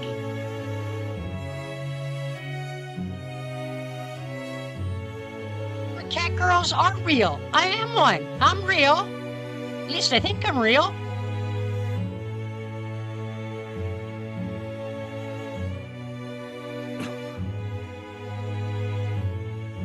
Archer reacts. I fail to even twitch in response. That's my fault. The fight ends before even a second passes. 1 second might be a brief instant to me, but it's a massive opening to a servant. A bladed wind closed in on me. あーちゃん Archer lunges in front of me. Nope, 100% to cat girl. I'm definitely a Bakaneko. Just my second tail's hiding behind my hiding behind me. I only want one tail showing right now.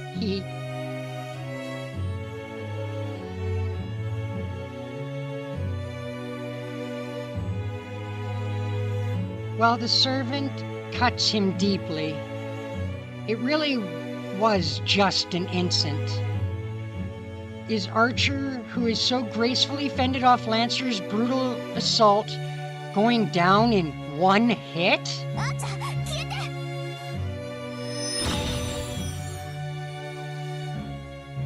I made it in time. Aw, thank you. I think cat girls are awesome. But before the servant's next strike takes off Archer's head, I force him to retreat. Pain throbs in my right hand. Because it was such an extreme order, I used up one of my command spells. Oh, Rin, that's 2 now. You only have one of those command spells left. You better not accidentally use it. Now I only have 1 left. But this was for the best.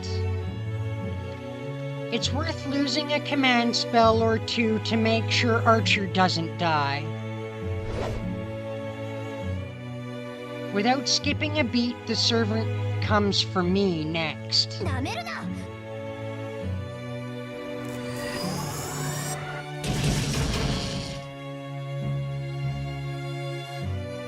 I pull out a wind-imbued topaz and feed magical energy directly into it without any extra steps.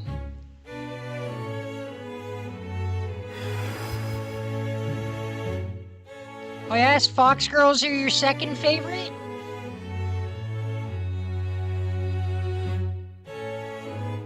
Yeah, they're pretty cute and fun too. It's a cluster of wind spells that I've been feeding into it day after day, and they're enough to blow away a house or 2 without leaving a trace.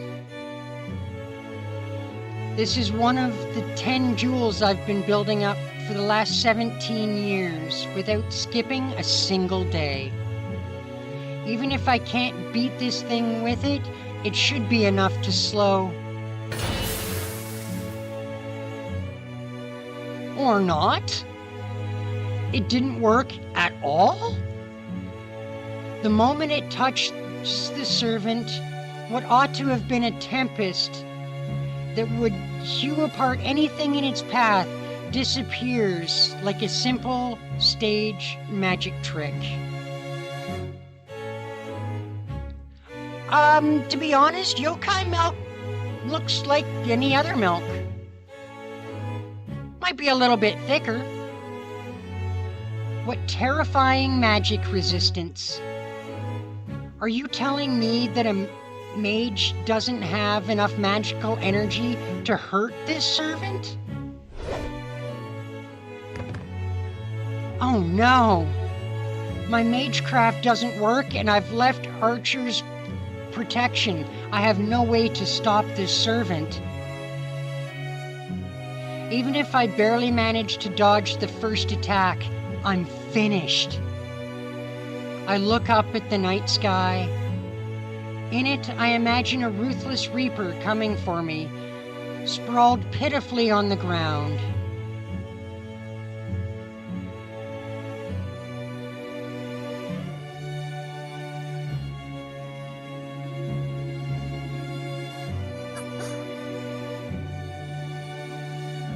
Oh, there are absolutely demon ones with horns.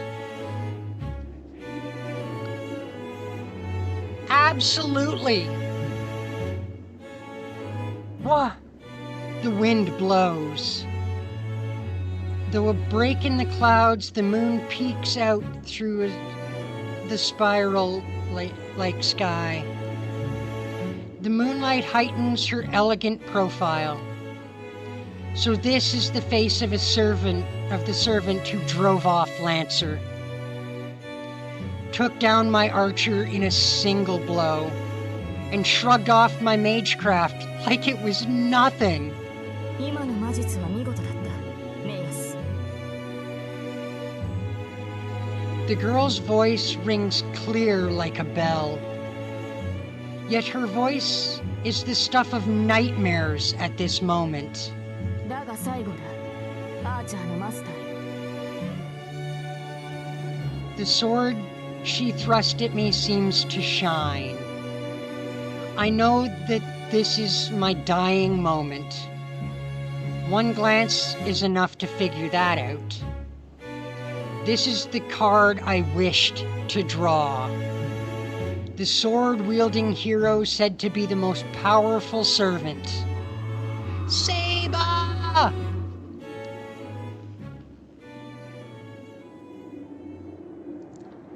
Why do you want to pull on my fluffy ears? I mean, I'll let you, because I just will, but you only get to do it once.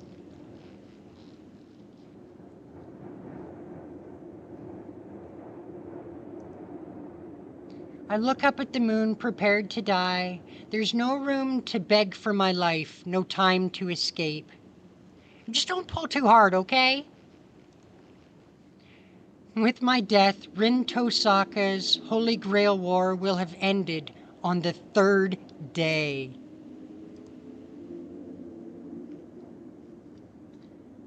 You'd think I'd go out hating my foe, feeling nothing but shame and regret. But I don't feel that way at all. Something's seriously wrong with me. I'm one moment away from certain death, and here I am entranced by my killer.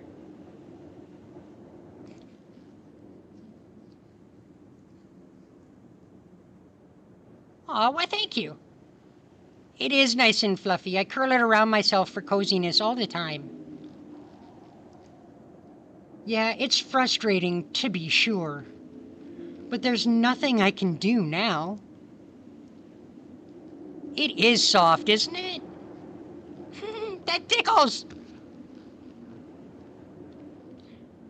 The strongest servant is going to kill me. She looks all at once heartless, utterly noble, and so very beautiful.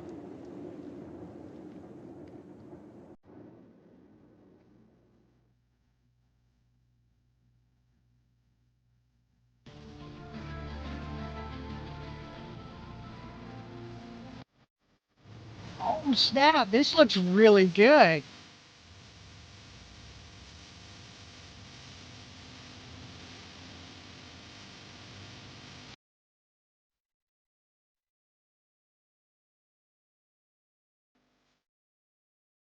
All right, well that looks like that takes care of the prologue.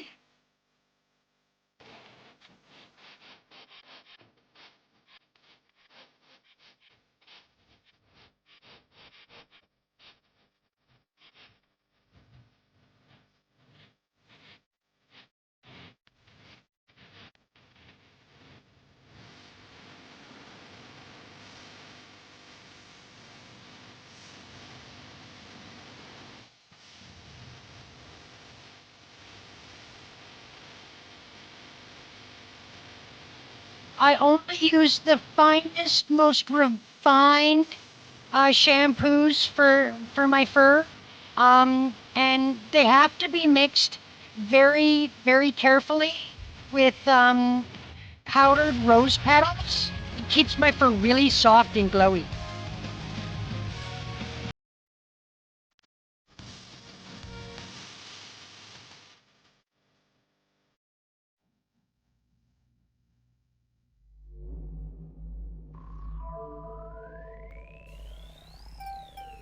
What? I guess we hit new game?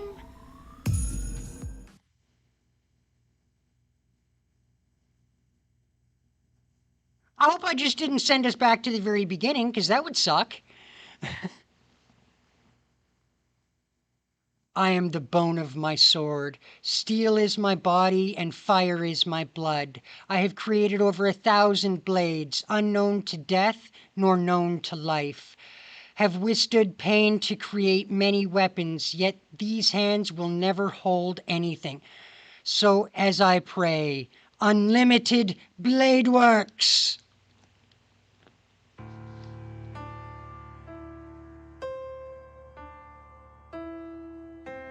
When I came to, I was lying in a burning field. It must have been a big fire. The familiar town was unrecognizable, smoking ruin. It looked like a scene from a war movie. The sight didn't last long, though. As morning dawned, the fires gradually died down. The towering walls of flames shrunk in embers, and most of the buildings looked to have collapsed. I feel so strange being the only unchanged thing in this town. I was the only one left alive. It was either fortune or the house I'd been inside was built on the luckiest ground of all time. Either way, I was the only one alive. Since I'd survived, I'd felt nothing to keep on living. I walked aimlessly, thinking it would be dangerous to remain where I was. It wasn't that I wanted to avoid becoming what had happened to everyone around me, those scorched, blackened masses. It wasn't a feeling of disgust. Some other emotion was driving me on. At the same time, I had no hope. It was a miracle I was alive at all, and I didn't think I was going to last much longer.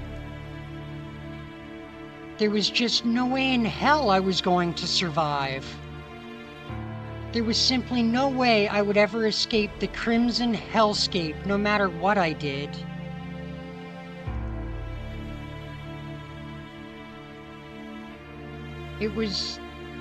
That was how desperate, how hellish this place was, even through the eyes of a young boy.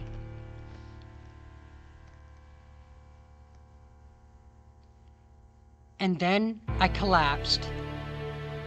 Either there was no air around me, or I simply couldn't breathe anymore.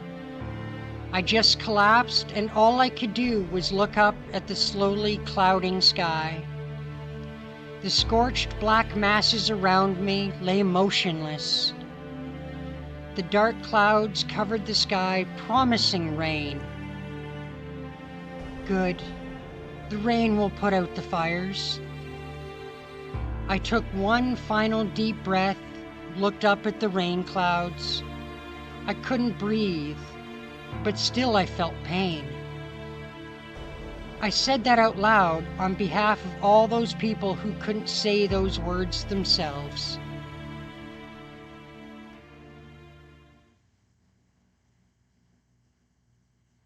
That was 10 years ago. Miraculously, in the midst of all that, I was saved. My physical body survived, but everything else was scorched, reduced to ash. When a young child loses their parents or their home, there's really nothing left of them. And so everything other than my body perished. Put as simply as possible, in exchange for my body living, my heart died.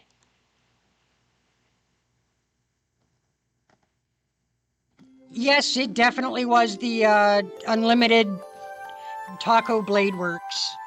Or unlimited blade tacos. Yes, yes.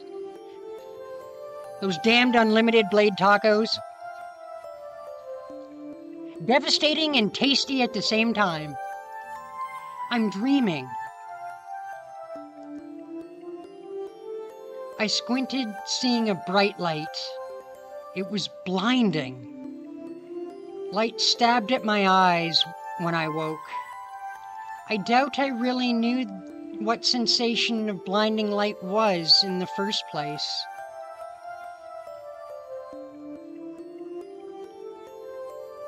Huh? What?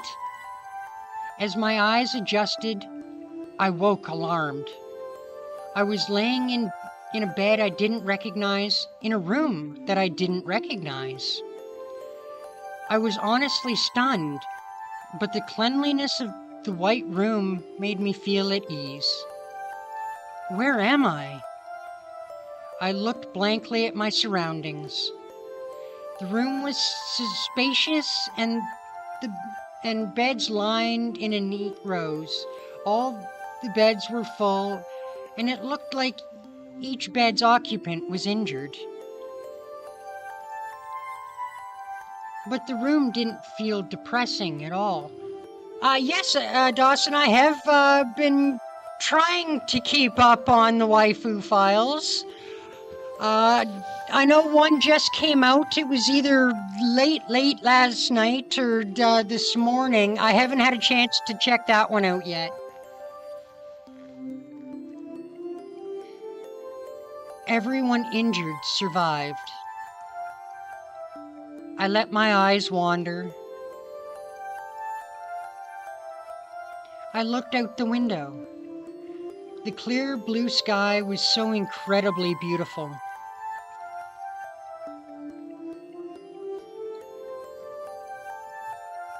Sometimes it takes me a little bit to get to the next waifu file, since I have my own channel to work on. I mean, it's not exactly a non-time consuming affair. A few days passed and I was finally able to take in the situation. I had no problem remembering what happened the days before. But it was much different from a newborn during this time. Strange as it was, that was closer to the truth than might seem possible. The fire was just that bad. I was rescued from the fire, I awoke in a hospital, my parents were gone, and my entire body was wrapped in bandages. I didn't really understand what was going on, but I did know that I was alone. It didn't take long for me to accept my circumstances. Maybe I had no choice. Really, all the other children were in the same boat. And then, later, in the moment, I, naive as I was, started to worry about what would become of me. He walked in. Yeah, I try to support his waifu files too. They are genuinely really good videos. And I recommend everybody check out the waifu files on Otaku Daikun's channel. He appeared the day my bandages came off and I started eating on my own. His hair was disheveled, his suit tattered. He looked a bit younger than my doctor. He looked more like someone's older brother than someone's father. こんにちは。君がシロー君だね。His beaming smile seemed to blend into the pouring white sunlight. My top 3 waifu files. Oh man, I don't know.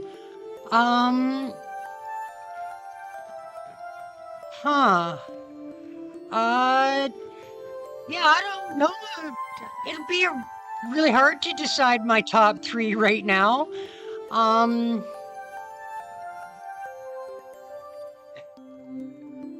I might just have to think on that, Dawson, and give you an answer to that one on my next stream.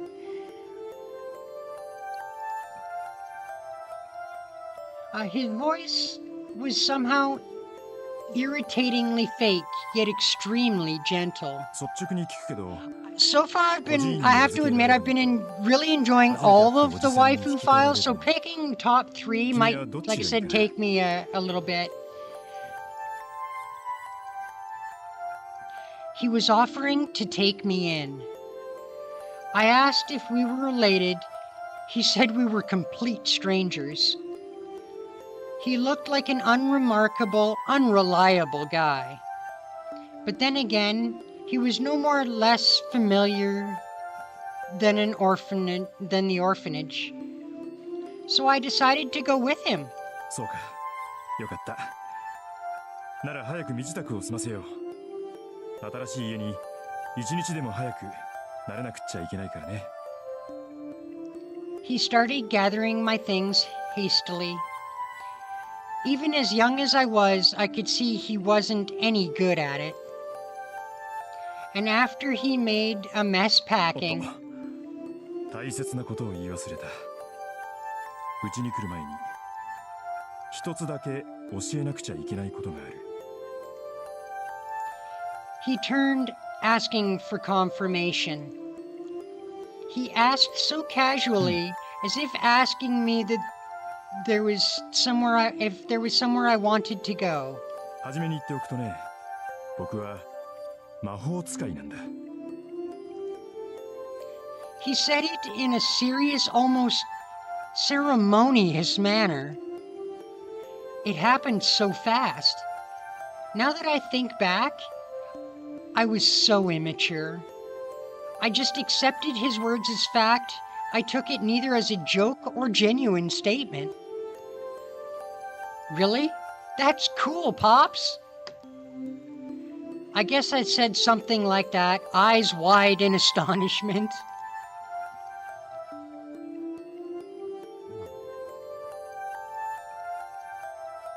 And I was his child. Actually, I don't really remember how that conversation went, but every now and then my old man would bring it up. He would recount the scene over and over, acting all embarrassed. That scene might have been the happiest day of my old man, a man named Kiritsugu Emiya's life. You could say that. I was the one thing for him to tell a recently orphaned kid he was a magician. But I was no better, the way I so eagerly bought into it. And that was how my old man adopted me, and now I took the last name Emiya. Shiro Emiya. When I said that name out loud, I felt really proud of having the same last name as Kiritsugu. Steins Gate number 1, your number 2 is the Code Geass waifu file, and number 3 is the summertime rendering. Oh yeah, I got to admit, I have to agree with your number 2 there. Code Geass was a really good waifu file.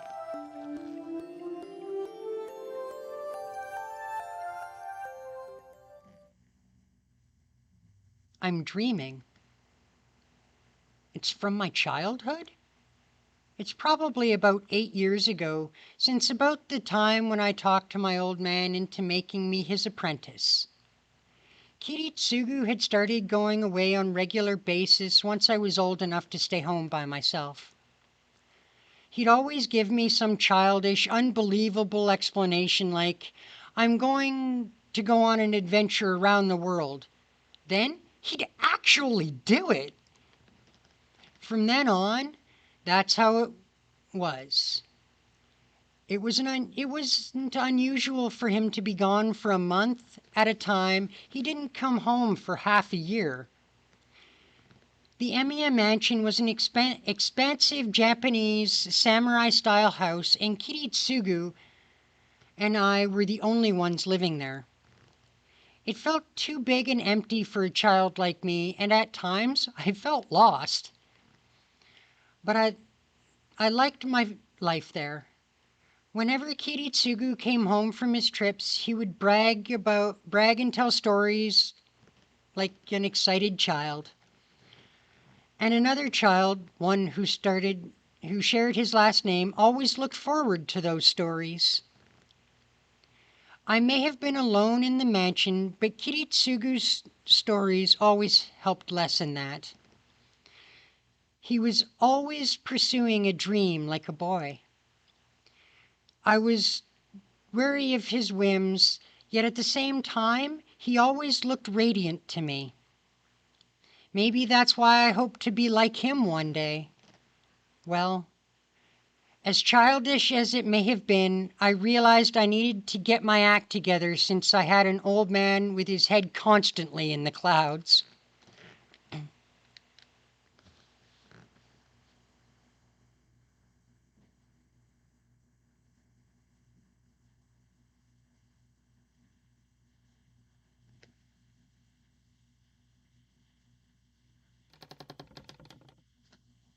I hear a sound. Honestly, I don't know if he'll do a high school DxD waifu files. That would be a question to ask Otaku Daikun.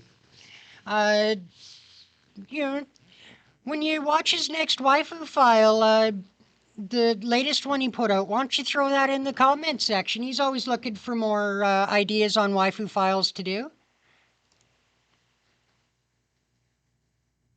The heavy, rusted hinges on the door creak as it's being pushed open.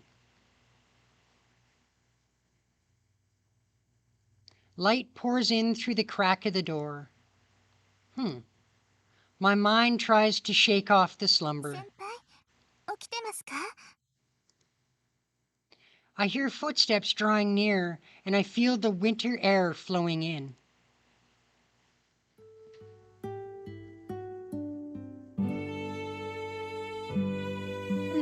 Morning, Sakura. はい、おはようございます先輩。先輩、朝ですよ。まだ時間はありますけど、ここで眠っていたら藤村先生に怒られます。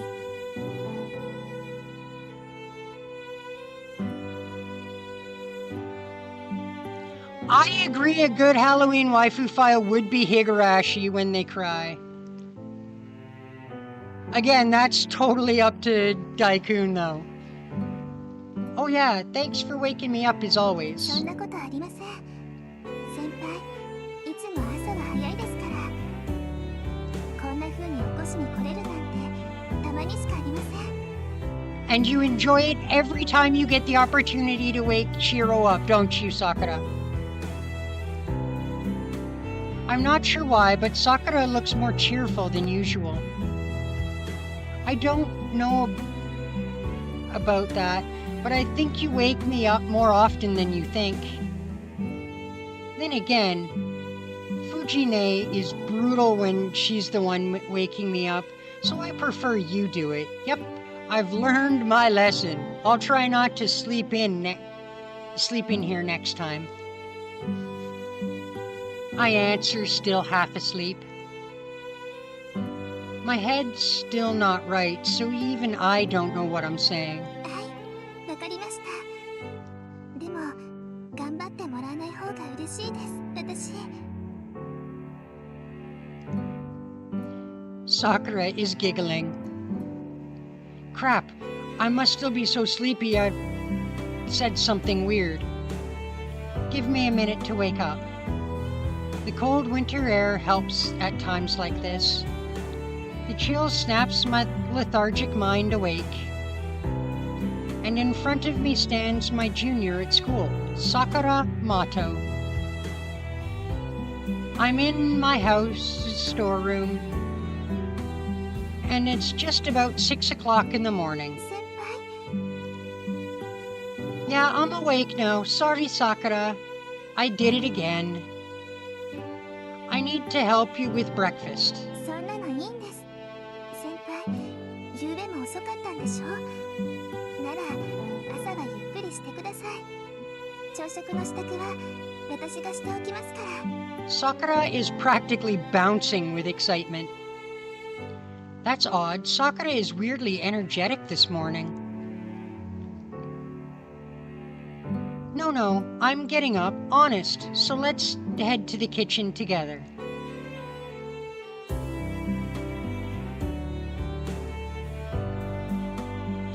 Okay, I'm ready. Let's go, Sakura.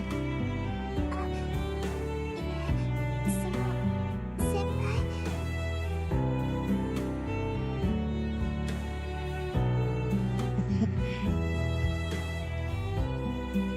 輩、 We haven't got to the Heavensfield route. We're not smashing Sakura yet. Although, don't get me wrong, we certainly should be. いえ、そういうことではないんですけど、先輩、家に戻る前に着替えた方がいいと思います。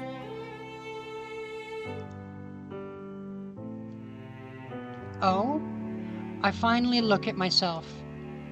I fell asleep working last night, so I'm still wearing my coveralls. The coveralls I wear while I'm working are usually dirty. Who knows what Fujine would say or do if I went into the house as is. Okay, I guess I'm not quite awake yet. I must be a bit more out of it than usual. そうかもしれませんね。ですから朝食の支度は私に任せて、先輩はもう少しゆっくりしていてください。それにほら、ここを散 So らかしっぱ don't な let しに Miss していたら Fujimura 内 in 村先 here 生に怒られ then. るでしょ。 Seems pretty simple to me. Yeah, then I'll go get changed, so you go on ahead. はい、お待ちしてますね、先輩。 Oh, your fave girl in Fate is Tosaka? Can't fault you for that. Sakura quickly walks out. It's them thighs, wasn't it, Dawson? Okay, then. I change into my school uniform first, then I need to collect all the parts I left scattered around. The storehouse is in the corner of the backyard, and all sorts of junk is crammed in here. Though I've always liked to tinker with gadgets, so the place is a treasure trove to me. The old man forbade me from going into the storehouse, but I ignored his warnings and snuck inside almost every day. Now it's sort of a base for me.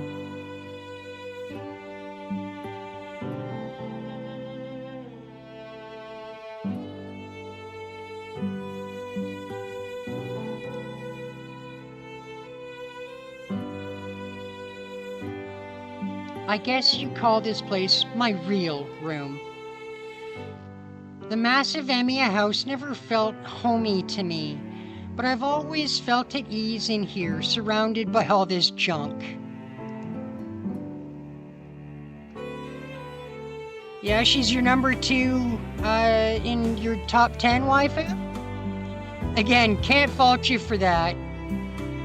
Besides, it's wasteful. It may be junk, but a lot of it still works. A majority of the things in the storehouse are everyday things, mostly unusable. I'm not sure whether I brought it all in because I liked it in here, or whether I liked this place because it was full of junk. Yeah, you're a big thigh and booty guy? That's fair.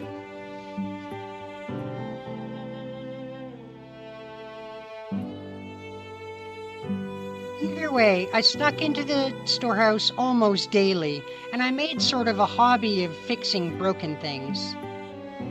I'm not the type who gets attached to things, but it just didn't feel right to neglect things that are still usable. Or maybe it would be better to say the idea of doing that just bothered me. Which is why I stayed up all night trying to fix a broken stove. I guess it'll be done tomorrow. Falling asleep midway is proof I'm not concentrating. I'll try to shake off my self-disgust at that. I gather the parts for the stove and put them back on the shelf of things waiting to get fixed. There's no more room though. Once I fix the stove, an old VCR is up next. Both of which were destroyed by Fujine. We can set that aside for now. You wonder what Sakura's cup size is? I'm gonna say she's probably at least a C,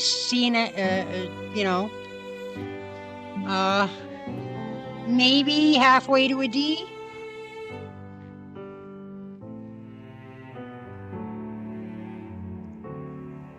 Okay then, I change into my school uniform. Since the storehouse is like my own room, I have all these essentials including changes of clothes in here. You're thinking, gee, she's not that well endowed.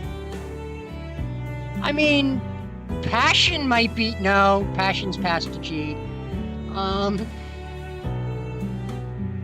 Yeah, I don't think she's quite a G. The rest of the things are haphazardly drawn blueprints scattered all over the place and littering junk from my failed attempts to fix various things. Also, there's some sort of pattern carved on the storehouse floor, perhaps used as some sort of altar in the past? Okay, gotta work hard again today. I clap my hands in prayer at the storehouse and turn towards the mansion. Yeah, Rin is definitely a B.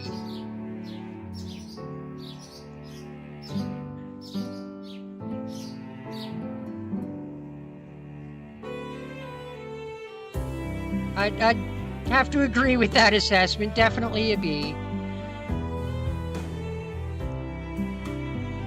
I walk from the storehouse to the mansion. The Emiya residence is a Japanese, samurai-styled house located on the outskirts of town. My old man wasn't from a notable family, yet for some reason he owned this giant house. That in itself was a mystery, and it also seemed he didn't have any relatives here in Japan. Anything over a D cup is too big for you? It may get me cancelled, can't say, but I would have to say that anything more than a mouthful is a waste.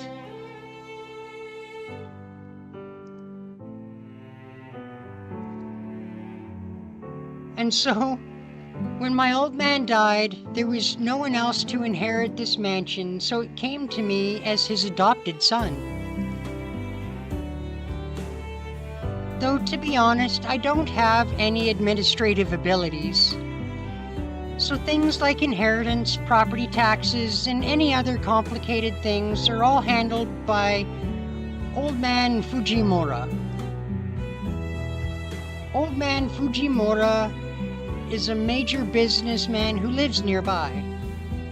Hiritsugu described Old Man Fujimura as an old man who's like a Yakuza boss. Oh shit. So he's kind of touchy then.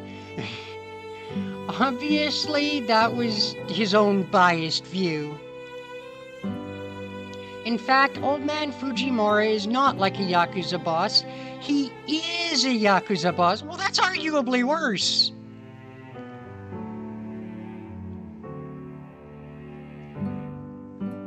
Hey, there's nothing wrong. Good things come in small packages, right, Dawson?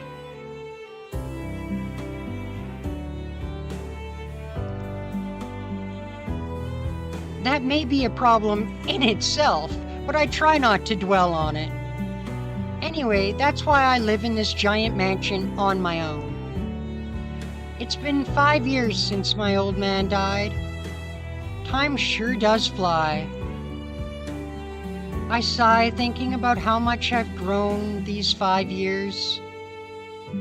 I've trained every day to become like Kiritsugu, but that's easier said than done. It's not surprising since I didn't have what it takes from the start, but the fact I haven't improved at all these past 5 years forces me to reassess things. If I had to sum up my current situation, I'd say I set the bar too high. I haven't even reached the starting line. Oh, you're taller than Tosaka, are you? Well, that's not hard for most people since Tosaka isn't exactly tall. She's what, like 5'3", I think? No, rushing won't do me any good. For now, I have to do what I can. Okay then. What I need to do now is... Alright guys, what do you guys think? Should we go help Sakura or take care of our daily tasks?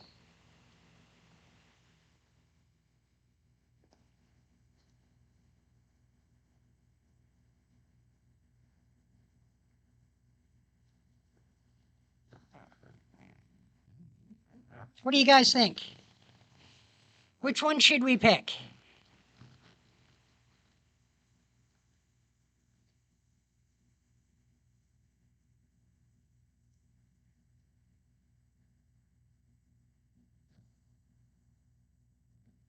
Oh, you're just barely taller than... Well, if you guys aren't going to decide which... Okay, Dawson says help Sakura. Anybody else? Or should we just go help Sakura?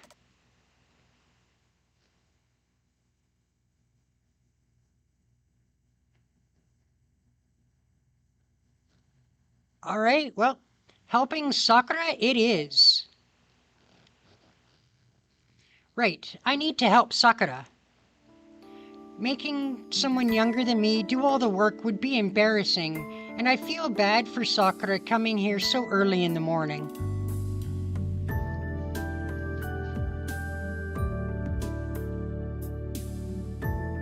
Just so everyone knows, I've decided that when we come to any of these decisions, I'm gonna let you guys decide which answer we give. Unfortunately, I'm too late. Breakfast looks to be done already.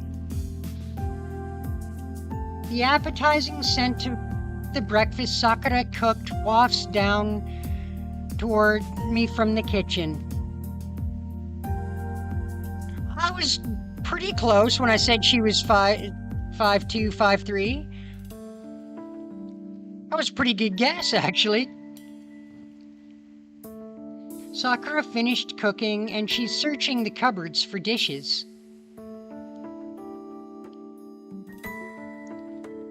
Sorry I can't at least serve everything, so I go and sit down. もう来ちゃったんですか、先輩。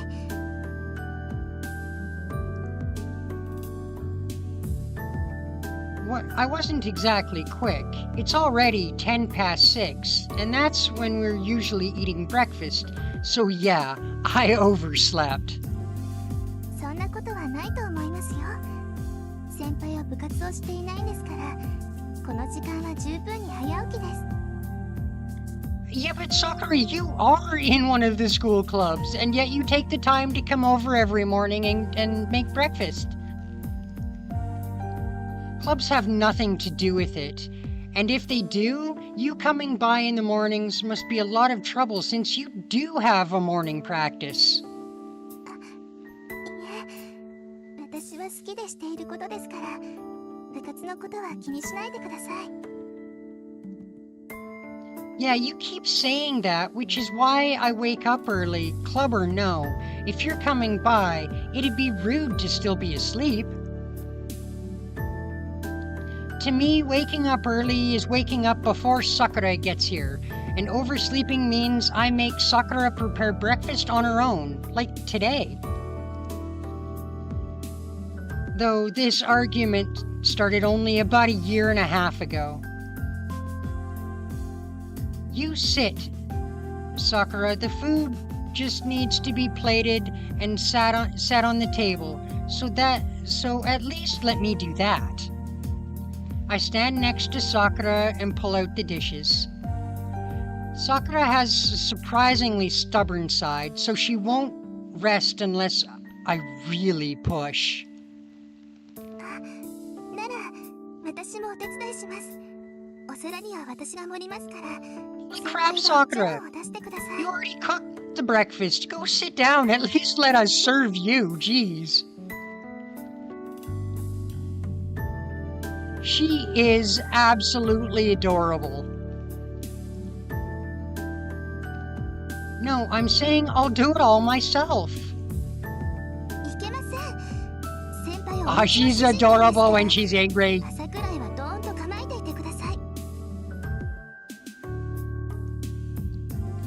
Act all important? I wouldn't be much of a head of the house if I made you do all the work while I sit back, now would I? Come on, go and sit in the sitting room, Sakura. ぜひ失格してください。これ、いつも美味しいご飯を食べさせてもらっているお返しなんです。だからできれば先輩にはゆっくりしていてほしいです。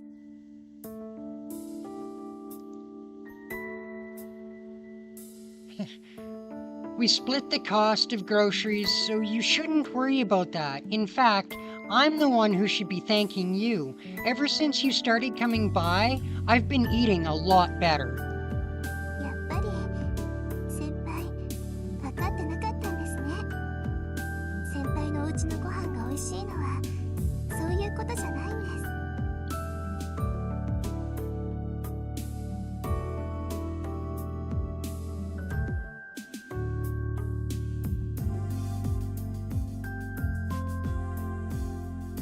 Really? Girls say you're short because you're not 6'1"?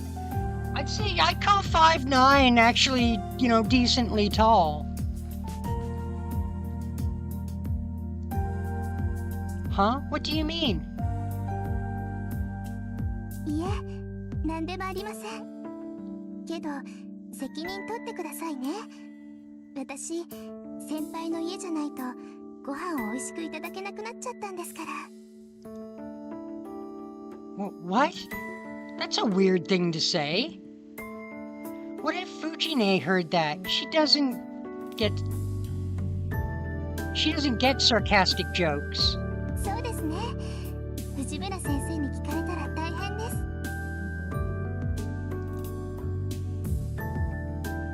Right, so don't say stuff like that.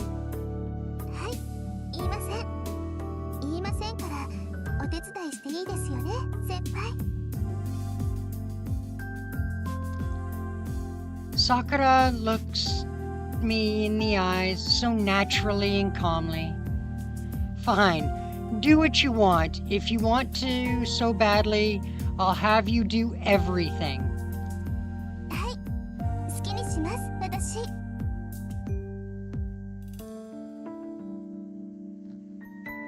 Honestly, you don't listen to anything I tell you anymore, Sakura. ですね。藤村先生に似てきたのかもしれません。 Please don't. Oh, for the love of God, please do not become more like Miss Fujimura. Please, Sakura. If she does that, we'll be waking up in the morning by way of large metal rod to the face.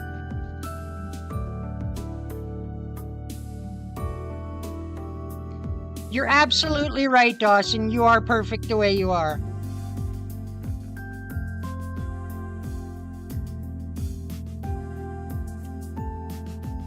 She responds softly as she reaches towards the cupboard. Her dark hair genuinely falls over her shoulder, and the curves of her body catch my eye. I can't explain it, but it's awkward. I'm not sure if it's our age, but Sakura's been looking more feminine lately. Her casual movements or her profile are so pretty, and I inadvertently avert my eyes. 先輩どうかしましたか？ Absolutely not, Sakura. No, it's nothing. Don't worry about it.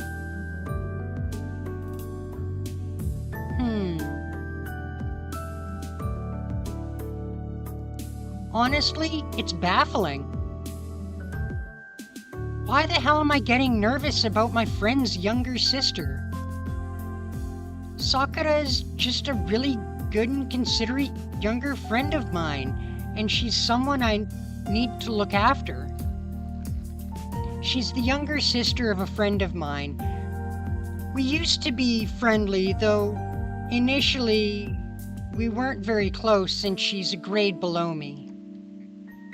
It was only a year and a half ago that our relationship became more of what it is now.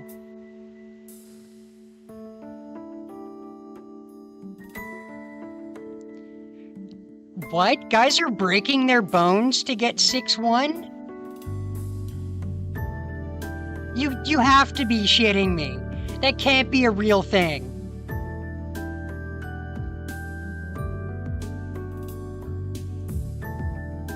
Sakura started to come and cook meals for me when I got hurt, and things kind of stayed like that. I think this arrangement was supposed to last until I got better, but I guess something other happened, and somehow she ended up helping out with household chores. Either way, Sakura's a good cook, and her cleaning and laundry skills are perfect. Having her come early in the morning is a big help, but it's been disconcerting recently.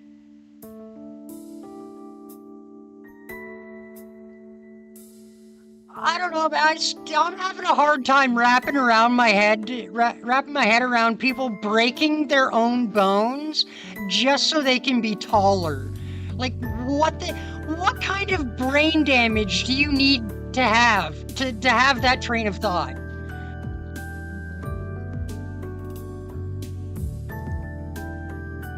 Sakura isn't the problem, it's me.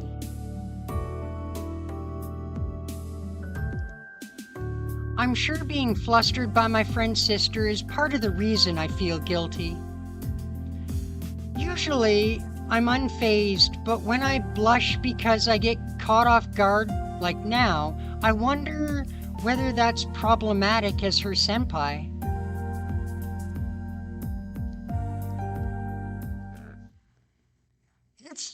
Dawson, speaking as a woman myself, if a prospective boyfriend told me that he was breaking his legs so that he could be a few inches taller,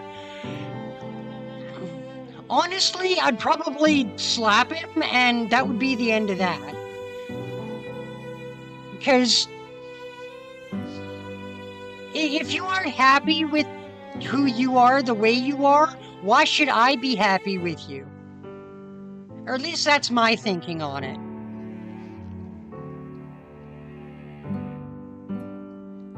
Breakfast is lined up neatly on the table.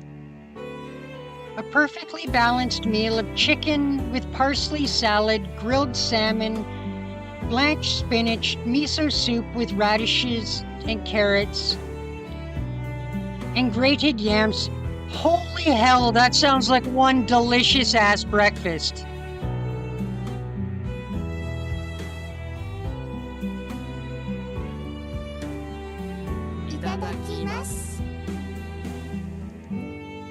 Sakura and I sit down and bow and begin our meal in silence.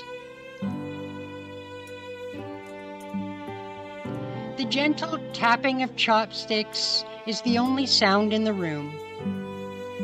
Sakura isn't typically talkative, and I hardly have anything to chat about during meals.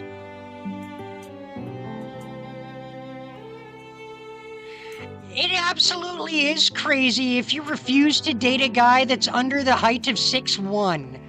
Like,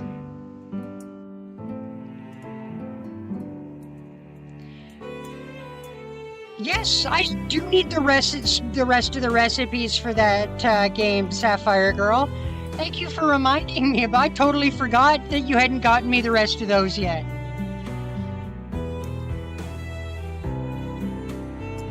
So we eat in silence.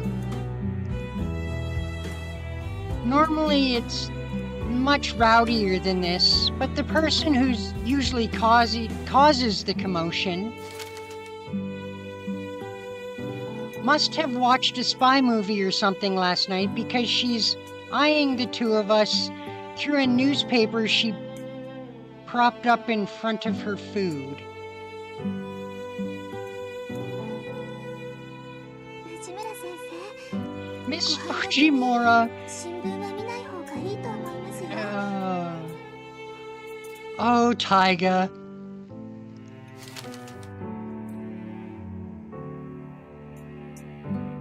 I know, right? Why would you want to suffer like that just to be a few inches or centimeters taller? Like, it makes zero sense.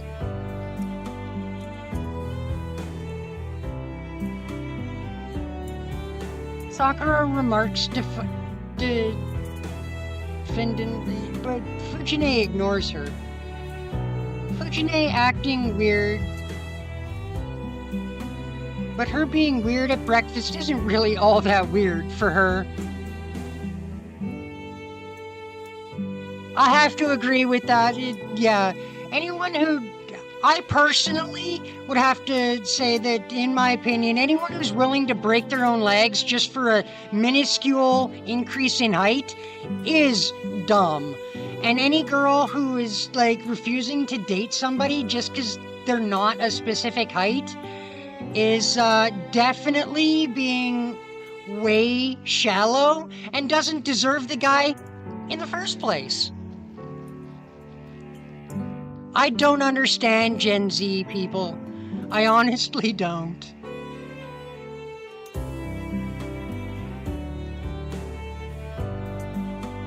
Sakura is used to it, and she's eating as if nothing's the matter. Sakura typically cooks up Western dishes. She really only began learning to cook Japanese dishes since she started coming here to help me out. Sakura learned to cook simple Japanese dishes, at least for breakfast, because Fujine and I prefer them. Wait, that's a simple breakfast? That sounded like a friggin' little 4-course meal. That's a simple breakfast? Oh man. Now Sakura's cooking skills have improved to the point she's better than me. And I'm the one who is teaching her. Wow, damn. The student surpasses the teacher. Her miso soup is flavorful and refined now, and she's even gotten to the point where she can grate yams to make soup. Actually, I think today's the first time she's served yam soup. Sorry, Sakura, could you pass the soy sauce? はい。大変です先輩。先輩のお醤油は昨日で切れてます。 Absolutely. People definitely need to learn to self-love. If you can't love yourself, first and foremost, there really is no reason anyone else should as well.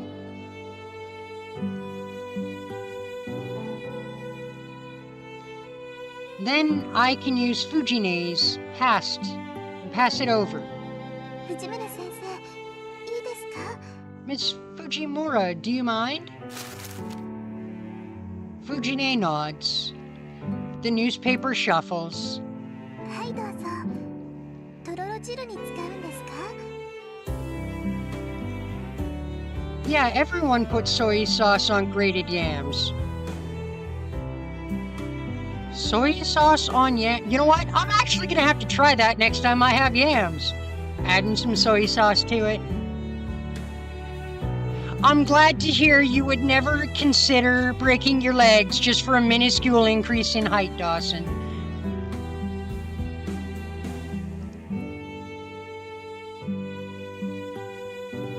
A line of soy sauce steams from the bottle onto the grated white mound. I stir the mixture up, pour it over my rice, and take a bite. The stickiness of the grated yams combined with the intense flavor of the soy sauce. Oh, what the? This isn't... Oh no, this isn't soy sauce. It's oyster sauce! Oh, that's hilarious.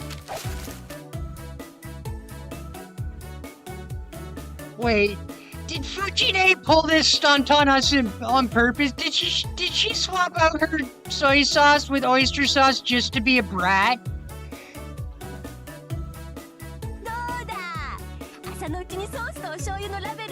You asshat, Taiga!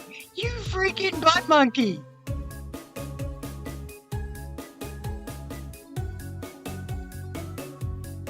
The not-so-mysterious spy punches the air in victory. Who pulls a stunt like that first thing in the morning? You're gonna turn 25 this year. You're still the same childish Fujine I've always known.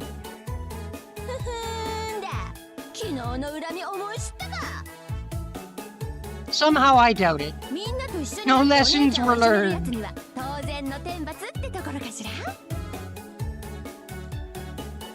People can't enact divine justice.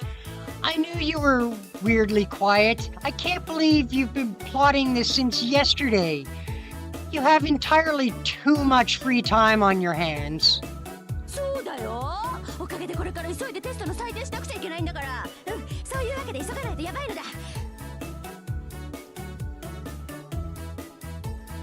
Fujine sits back down and shovels her breakfast into her mouth.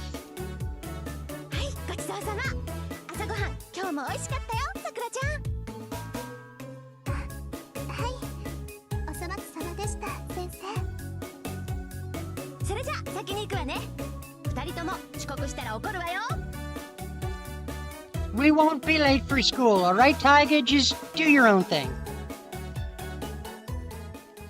And off she goes, stomping out in a rush. There's something terribly wrong with a world that allows someone like her to be a teacher.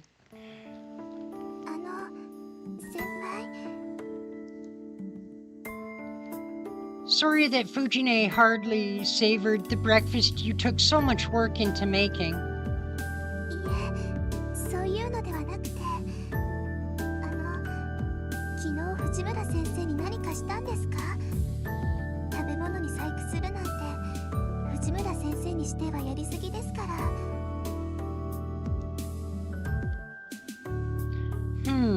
Well, I accidentally called her by her nickname.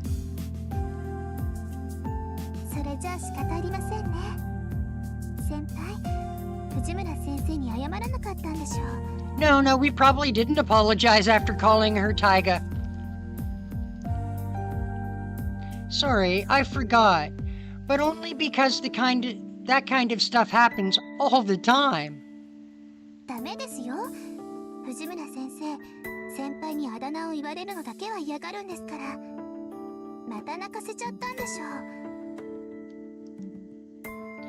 No. Not only did I make her cry, she also ran away like a scared rabbit. And thanks to that incident, yesterday's English class ended up being a study hall. In fact, everyone in class worked together to make an award for me from their notebook paper because of that. I threw it away, obviously.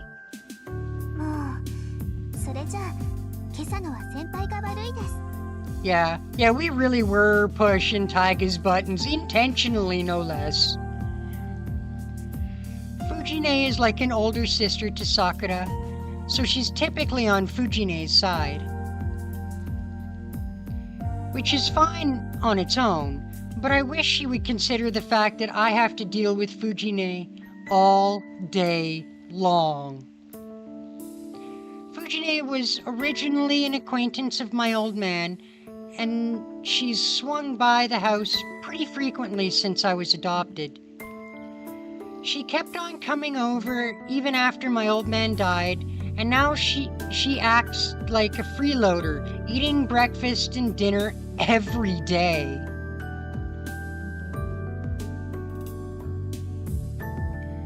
What? Wait, they're taking...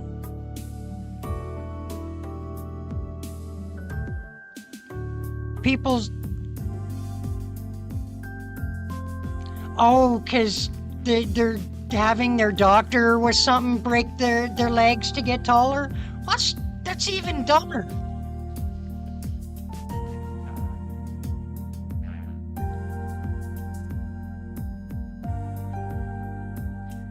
I don't know, that seems like a situation of low self-esteem to me.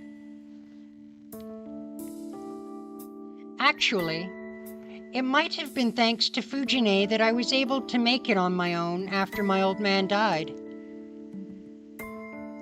And now it's me, Fujine, and Sakura, who are all residents of this Emiya house. But at the same time, I'm the only one who knows that my old man was a mage.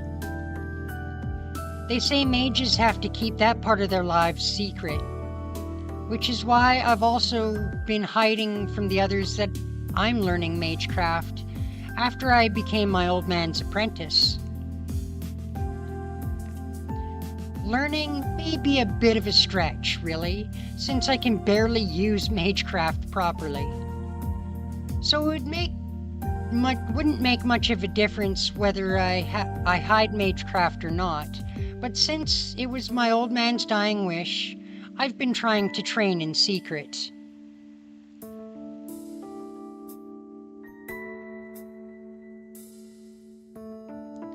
That is absolute lunacy to have to relearn how to walk just for an increase in height. Yep, absolute lunacy.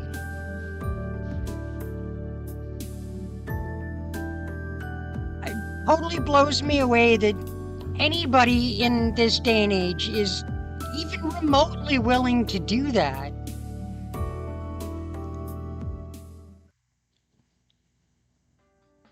I finish breakfast and get ready for school. I put away the dishes with Sakura as I listen to the news on TV in the background. Sakura is looking blankly at the TV. A flashy caption reading "Gas leaks continue" pops up on the screen. There seems to have been a big accident in the neighboring city of Shinto. It happened in a building in the business district. Apparently everyone on one of its floors lost consciousness from oxygen deprivation. Authorities have been calling it an accident resulting from gas leaks, but for some reason these incidents have been happening often. Are you worried about the incident, Sakura? いえ、別に。ただ、事故がシントで起きているなら近いなって。先輩、シントの方でアルバイトしていますよね。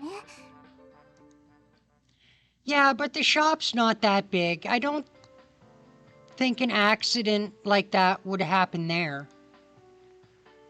But I can't entirely ignore the idea either. Gas leaks can happen in any building, and it especially pains me to think that hundreds of people have fallen victim. Some say that these accidents are happening because of faulty construction work done during the rapid development projects in Shinto. Either way, I hope there won't be any more victims. It's a disturbing story. We need to be careful too. それならご心配なく先輩。ガスの元栓はいつも2回チェックしてますから安心です。Sakura proudly proclaims, "No, that's not my point. Yep, I've always known Sakura is a little off, too."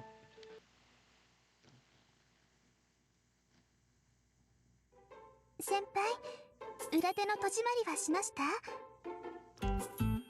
I bolted it. Is that a problem? ありません。それじゃあ鍵かけますね。先輩、今日のお帰りは何時ですか？ I think I'll be home a little late. What about you, Sakura? 私はいつも通りです。多分私の方が早いと思いますから、夕食の下準備は済ませておきますね。I'm sure Taiga would appreciate that.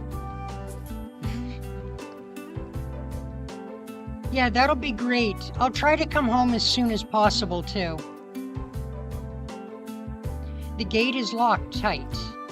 Sakura and Fujine both have keys to the house, and the rule is that whoever leaves last is in charge of locking everything up.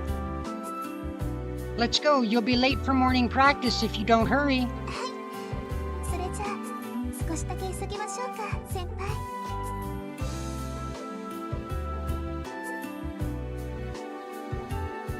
Sakura and I walk into town.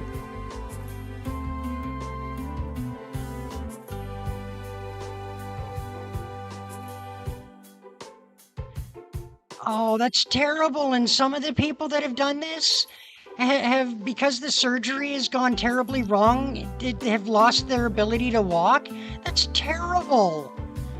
Again, see, that's the very reason why nobody should be doing this stupidity.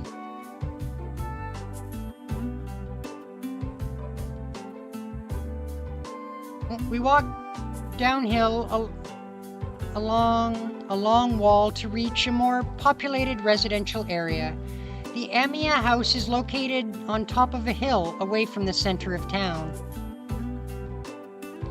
Heading down the hill leads us to the residential area.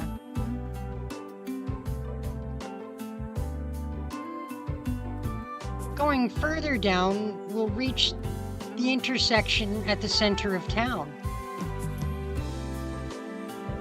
Several roads lead out from the center of town. There's a large bridge that connects the neighboring town. A hill that leads to Ryodu Temple. A residential area located opposite my house. A shopping district that both Sakura and I often go to.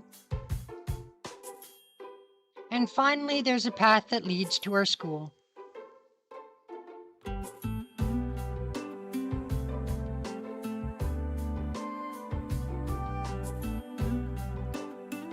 We headed straight to the school without taking any detours. It's barely 7 o'clock, so there's hardly anyone around. Students making their way to their morning club activities are the only ones to be found along our route.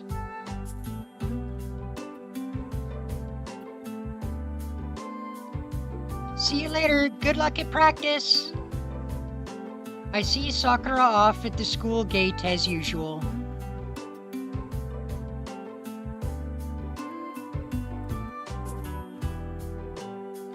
Oh, women are doing plastic surgeries.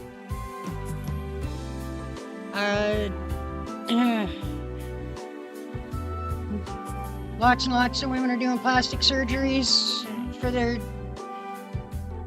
booba and whatnot. It all comes down to how much you love yourself, I think.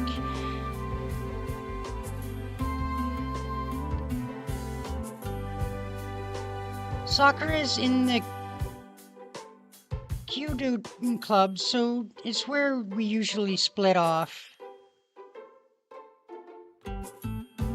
And yet, Sakura doesn't budge this morning. Sakura, are you not feeling well or something? そういうことじゃなくて、先輩、たまには道場の方に寄っていき Aw, ませんか？ Sakura wants us to come watch her practice. Well, I don't really have any business at the dojo. Besides, Izai asked me to do something, so I need to go to the student council room. そうですよね。ごめんなさい。余計なことを言っちゃって。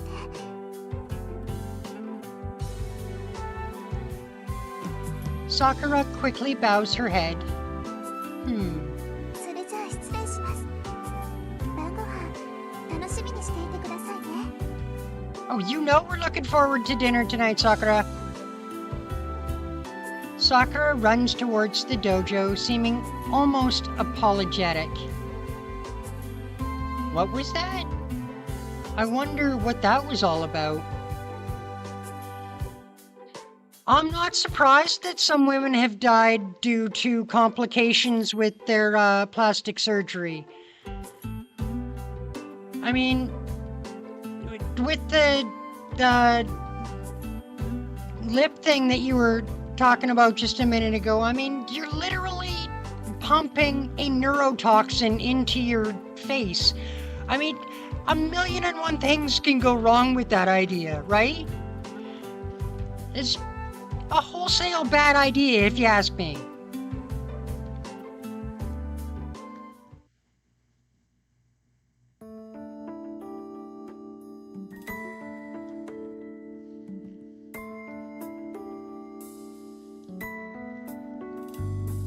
Issei, are you in? いるぞ。今朝は少し遅かったな、エミヤ。Issei glanced up from the desk, looking like he's been studying some papers. Is it just you, Issei? Oh, where's the rest? They should all be at school by now. いや、あいにくとうちのメンバーはビジネスライブでね。働く時間帯はきっかり決まっていて、早出と残業はしたくないのだそうだ。So that's why the student council president is doing busy work himself. Guess you've got your own problems to deal with.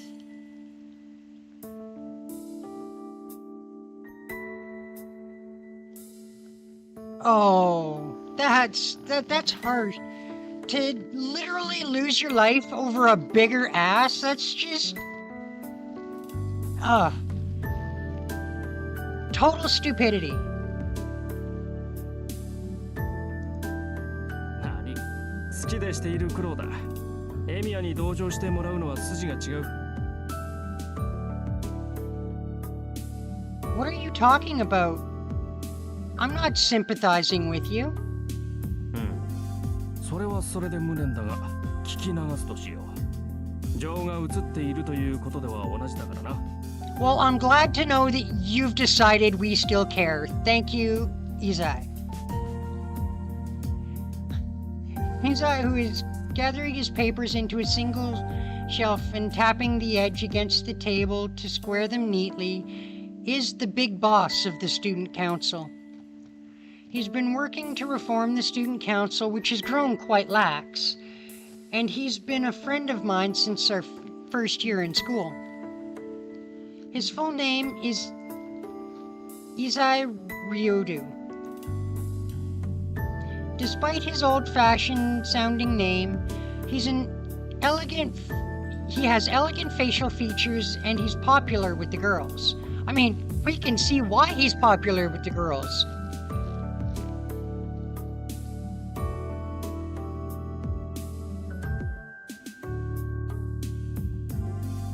Yeah, I mean, that can happen very easily, Dawson. I mean, it doesn't take much more than that needle moving even just the tiniest beyond where it needed to be, and you're hopelessly screwed.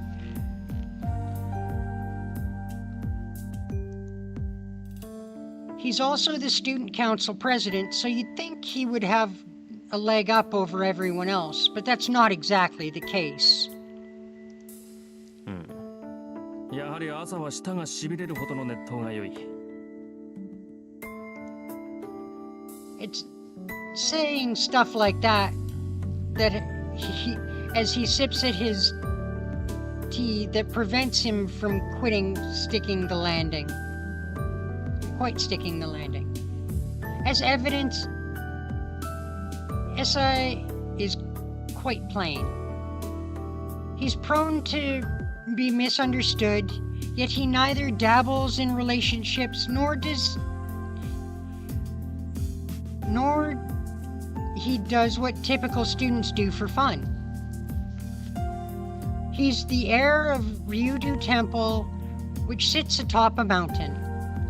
He himself understands that he will inherit the temple, and there's a strong possibility that he will shave his head without so much as a complaint as soon as he graduates from school.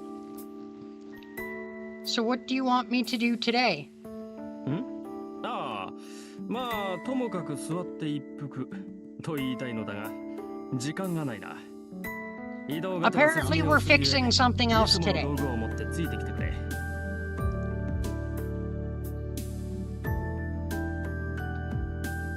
Alright, what are we fixing today? 金のバランスが極端なんだよ。I know. The athletic clubs are favored and there's not much money to go around in other places. 結果文化系の部員は絶えず不遇の扱いでな。That's unfortunate that the culture clubs get the short end of that financial stick. 今年から文化系に予算が行くよう尽力しているのだが、予算の流れが不鮮明でうまく回っていない。おかげで未だ文化系の物質は不遇でな。特に冬のストーブ不足に関しては打開策がまるでない。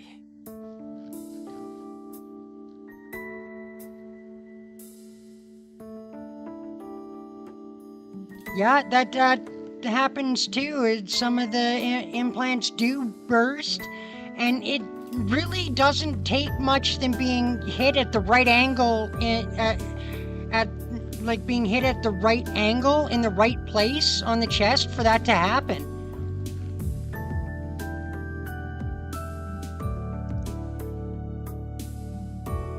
I see. Hey, hand me the feathered flathead screwdriver, the biggest one. Oh, and give me some conductors too. Yeah, this one looks salvageable. 導線？これか。すまん、よくわからん。間違っていたら叱ってくれ。It's fine. You got it right. So what about the lack of heaters? Is there anything else that's broken? ある。第二小学室と美術部の暖房器具が怪しいそうだ。新品購入願いの嘆願書が刻一刻と増えている。And you're saying there's no room in the budget? Well, this one's just corroded. Good thing the inside's still intact.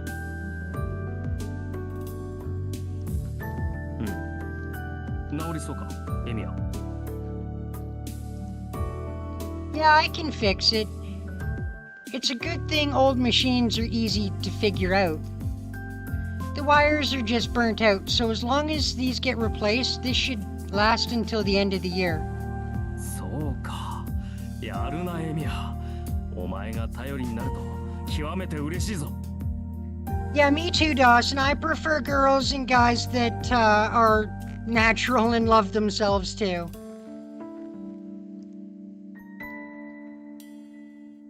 You say some weird stuff, Izai. Oh, hey, I'm almost done, so go ahead and step out. エミヤの邪魔はせん。Izai quietly steps out of the classroom. Yeah, we need him to leave so we can magic this heater back to life. He might be thinking that I'm going to start on some sensitive work.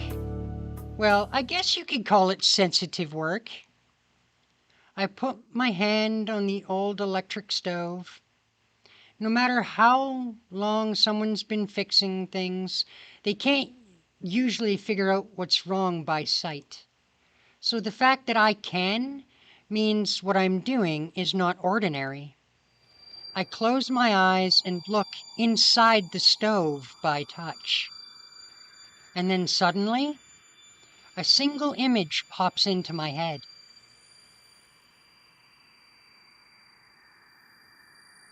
There are two places where the wires are about to break.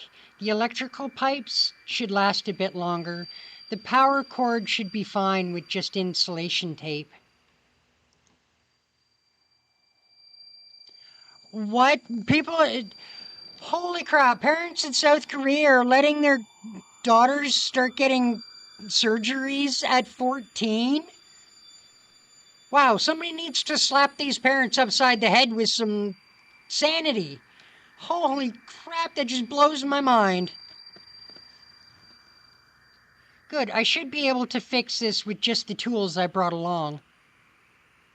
If the electrical pipes were broken, it wouldn't be fixable by an amateur.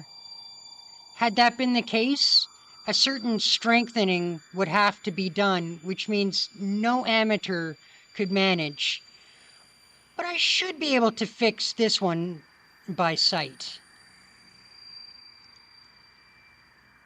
This is the magecraft Kiritsugu taught me. Okay, let's begin. I take off the cover to begin my repairs. I already know where it's broken, so the rest of the work is easy. This is the one thing that I am good at. That's right, I, Shiro Emiya, have absolutely no talent in magecraft. But for some reason, I have a knack for visualizing the structure of things or blueprints like I did just now.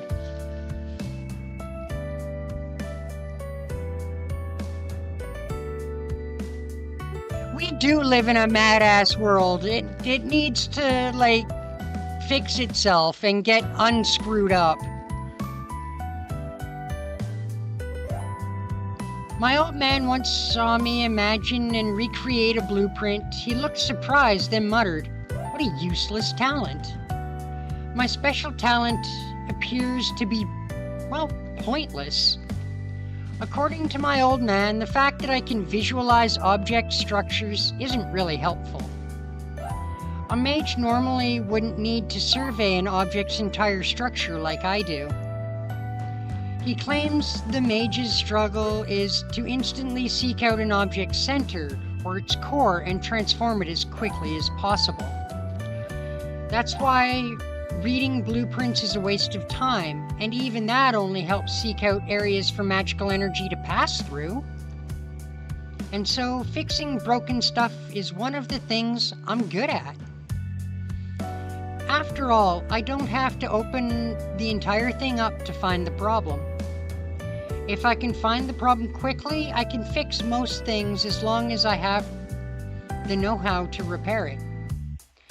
Though I only do that with things an amateur could reasonably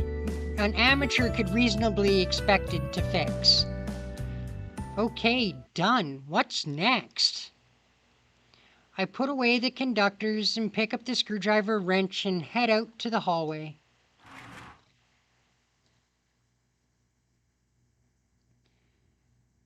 Izai, repairs are done. Oh, hey. A female student is standing next to Izai in the hallway. Well, I mean, once they're 18, you really don't have a choice in the matter. But I totally understand your stance. If you were to have a kid until they're 18 anyway, it being an absolute hard no.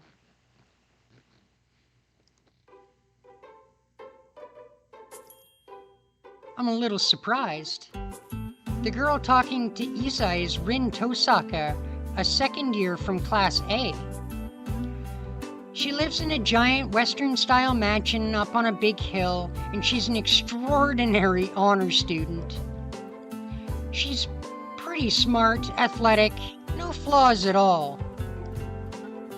She's intelligent and polite, and she never brags about her looks. She's truly the ideal girl to guys, apparently.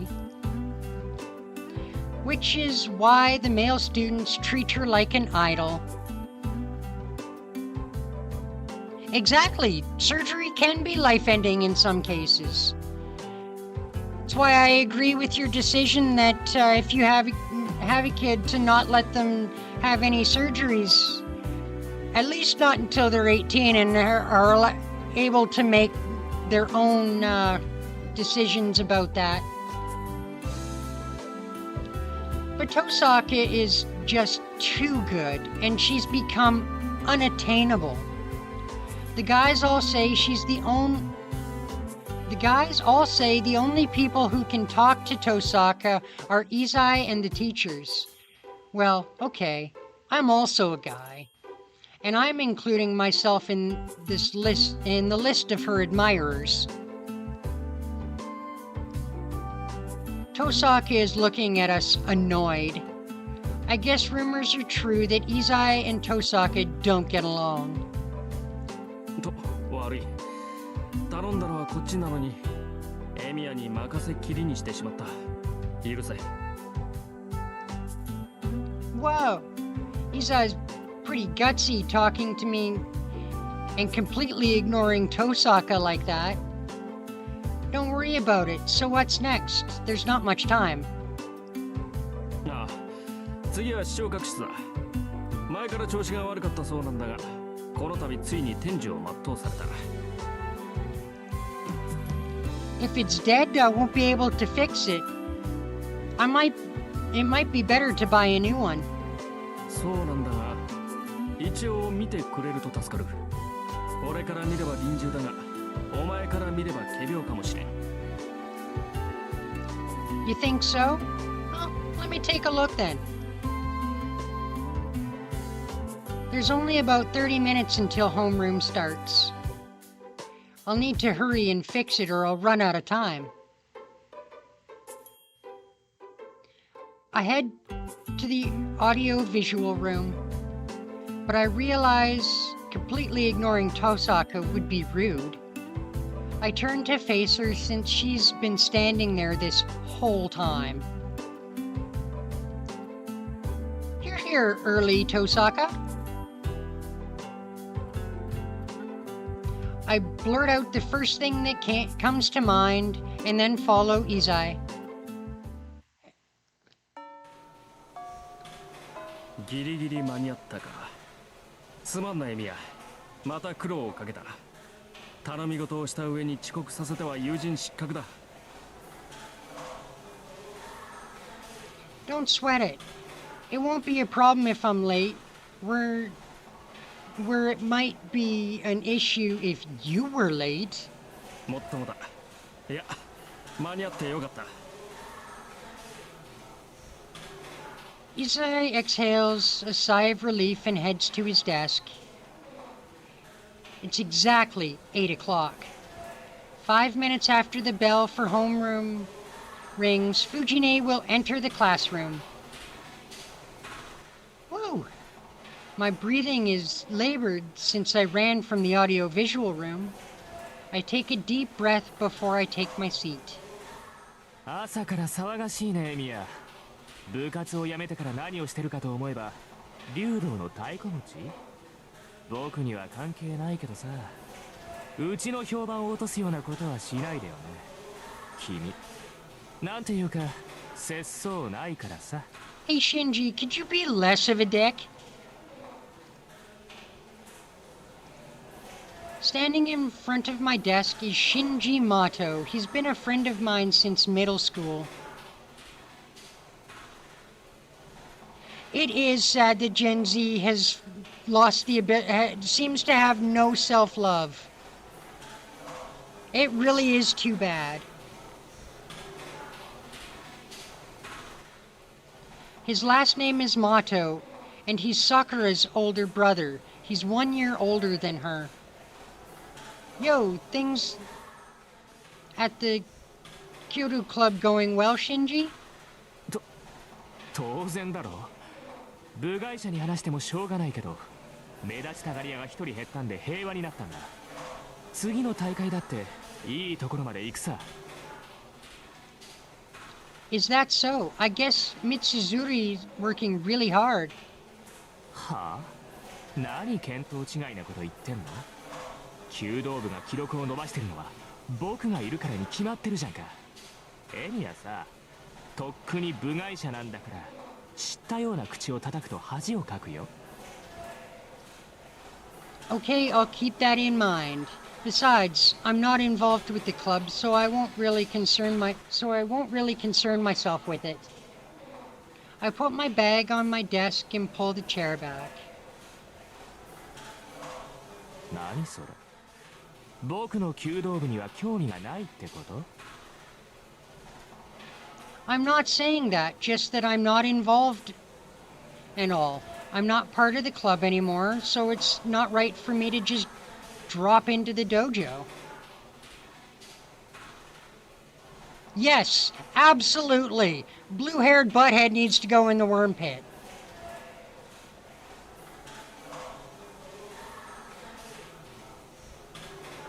For anyone that doesn't understand the worm pit reference, we will get there at some point. Or at least I'm pretty sure we'll get there at some point. そう、サンキュー。何か雑用があったら声をかけるよ。ま、そんなことはないだろうけどさ。 Well, that's good. A captain who leaves busy work behind wouldn't be much of a captain. Just try to not to trouble Miss Fujimura. She's terrifying if she gets mad. 余計なお世話だ。ともかくお前はもう部外者なんだから、道場に近づくなよ。 And just like that, Shinji heads off to his seat. All self-important bluster as ever. Huh. He does seem moodier than usual.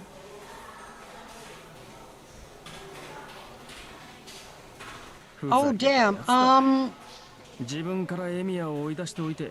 Can I pick answer C, Dawson? A world without both?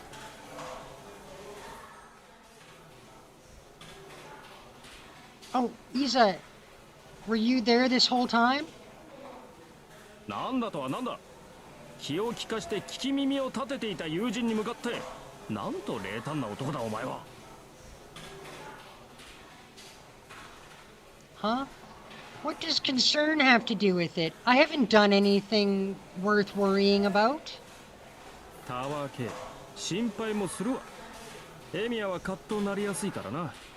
真珠に殴りかかれば皆は喝采を送るが、女どもからは非難の嵐だ。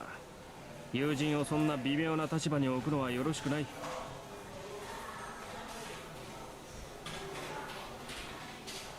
Well, that's your opinion. It's a perfectly valid opinion. I get it. Yeah, good point. Thanks, Isa. I don't think that would ever happen, but I appreciate the concern. うん、わかればよろしい。だが意外だったぞ。エミヤは怒りやすいくせにマトウには寛大なんだな。 Yeah, but Shinji's been like that for as long as I've known him. You get used to it. うん、そんなものか。 It is. Now come on, go back to your desk if you're satisfied. It's almost time for Miss Fujimura to dash in. あの方は飛んでくるというより浮いてくるという感じだから。 The bells to start homeroom rings. Normally, the homeroom teacher comes into the classroom 5 minutes before homeroom starts. But our teacher isn't what you'd call typical. Homeroom for Class 2C typically starts 1 minute after the starting bell. In other words...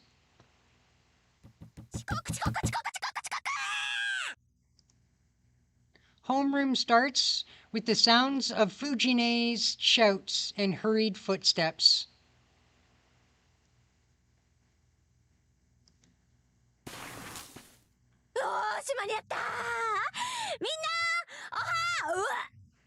Would I rather a world without Agent Orange or a world without cheaters? Huh. Well, since I'm not familiar with Agent Orange, I will choose a world without cheaters.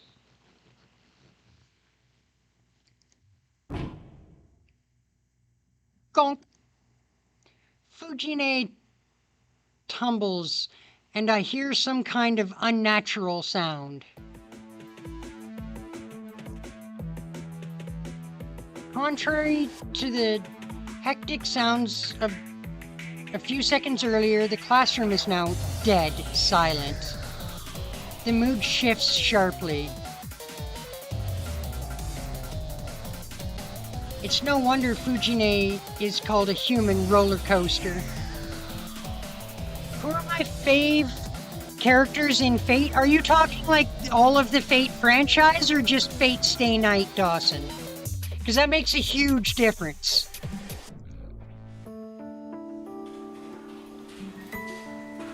But honestly, the way she fell didn't seem like a laughing matter. Fujine hit her head against the podium, and she's still laying on the floor. Seeing her lying there face down and unmoving has everyone imagining the worst. おい、前の席のやつ、先生起こしてやれよ。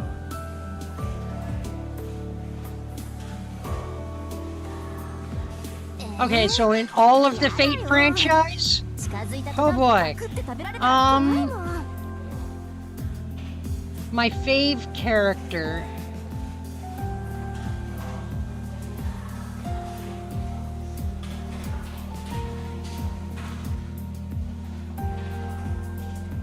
Well,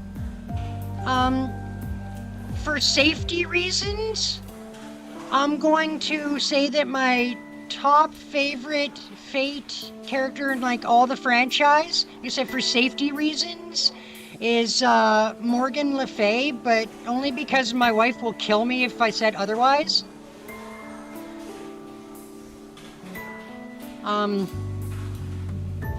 So yeah, but in all honesty, it really is a toss-up between Sakura and Medusa. They are my favorite characters. Just don't tell Morgan that, okay, guys? She will hurt me. No, I don't want to. She'll probably, like, bite me or something if I get too close. ミミックじゃあるまいし、さすがに藤村でもそこまでやらねえだろ。あんたね、そう言うなら自分で起こしてあげなさいよ。俺パス。こういうの苦手。私だって苦手よ。大体なんで女の子にやらせるわけ？男子やりなさいよね、男子。The students in the front row start to get rowdy. Those of us sitting in the middle rows can't see what's going on. So, we all stand up to take a look. Okay, that's what Agent Orange is. It caused cancer in the Vietnam War, I see. Again, I still think I would rather have a world with neither nukes or Agent Orange. But I guess if Agent Orange is cancer causing, it's slightly less terrible than a nuke. But only slightly. ちょっと先生動いてないぞ。気絶してんじゃないのか？ Someone brings up the obvious. But the problem is, how would we get Fujine to the infirmary? We're all like comrades in arms after our time dealing with Fujine. Probably nobody's thrilled by the idea of taking a teacher to the infirmary. 藤村先生、大丈夫ですか？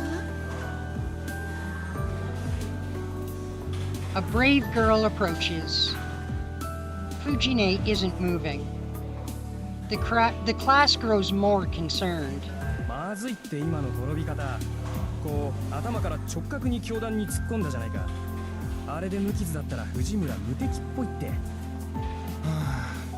いっそのこと野球部にスカウトするのはどうだろう。やめろよな、そういう脅しは。タイガーが顧問になった日には俺たち甲子園行っちまうぞ。藤村先生、藤村先生、ダメ、なんか反応ない。 Oh dear, she really smacked herself. おい、お前目の前なんだから起こしてやれよ。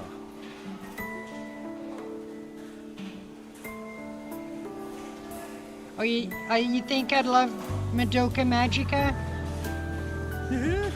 やだよ俺。もし死んでたら殺されかねねえ。でもだからってほっといたら後が怖いと思うし。でも誰も近づきたくないと。仕方ねえな。こうなったらあれしかないか。うん、あれだね。 Everyone's on the same page. Except Shinji and I. We kept quiet because the two of us dared not be part of what was about to happen.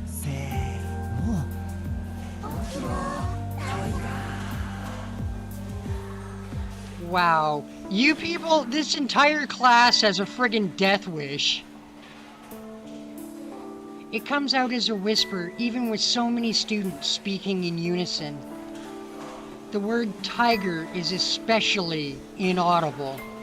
And yet, Twitch, Fujine's previous motionless body reacts. 動いた。効き目ありだぞみんな。 Honestly, I haven't, Dawson. I have been really busy since my last stream. I like really busy.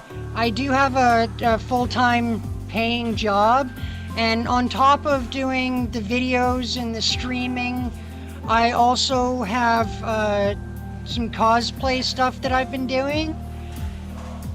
And you guys are welcome to check out my cosplay stuff over on the Discord.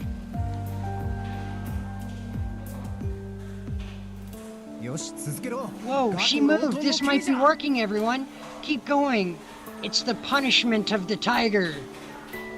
Everyone must be on edge since midterm tests are approaching. It's a terrible idea on their part, but some students start to wave their arms and chant Fujine's nickname. FGO's going pretty good. I just have, Salem left to do, and I'll be totally caught up on, all the story chapters. So now I'm rather impatiently waiting for Lost Belt 7? Yes, Lost Belt 7. 起きろタイガー、朝だぞ。先生、起きないとタイガーです。負けるなタイガー。立ち上がれタイガー。よーし起きろ先生。それでこそタイガーだぜ。タイガー、タイガー、タイガー、タイガー、タイガー。 There's some truly brave students in this classroom.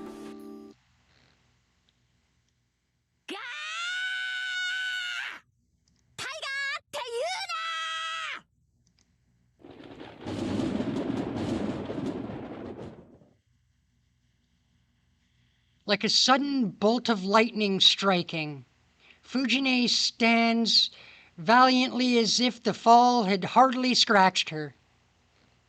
あれ、みんな何してるの？ダメよ、ホームルーム中に席を立っちゃ。ほらほら、始めるから座りなさい。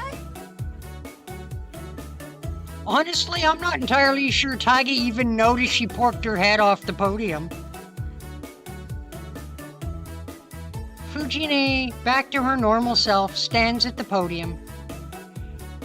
It appears she recalled nothing between the time she jumped into the classroom and the time she woke up. Yep, she doesn't even know she's porked herself. おいタイガー覚えてないみたいだぞ。ラッキー、朝からついてるな俺たち。いや、ついてるっていうのかな、こういうの。 The students shuffle back to their desks. Yep, I finished all of Lost Belt 6. And, even finished Traum. That was quite the, traumatizing experience. We'll put it that way.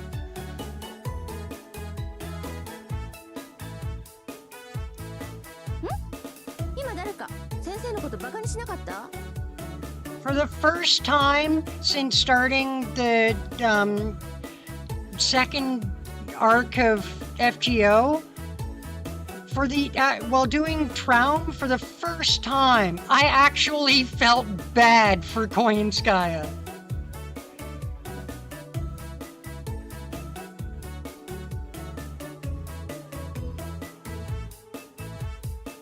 え、してないっすよ。気のせいじゃないっすか。そっか、ならよし。じゃあ今朝のホームルームを始めるから、みんなおとなしく聞くように。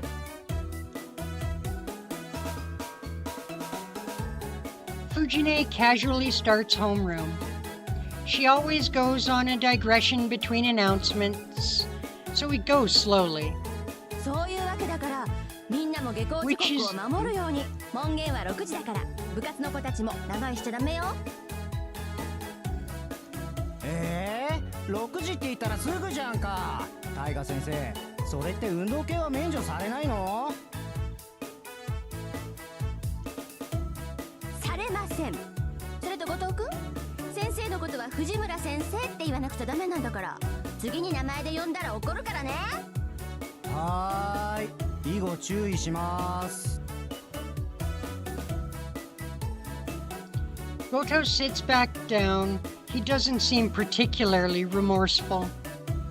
Too easy. When Fujine says she gets mad, she gets mad. Doesn't matter if it's with a teacher or a student. And that is as close to a serious warning as she's ever going to give.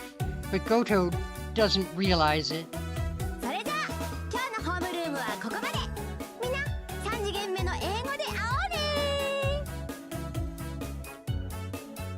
Fujine waves and leaves. So that was Taiga Fujimura, the teacher of room 2C. Her nickname? Tiger. That might seem like a joke, but it isn't.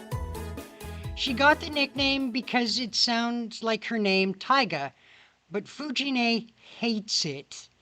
According to her, it doesn't sound feminine. But she got the nickname because of how she acts, so she kind of had it coming.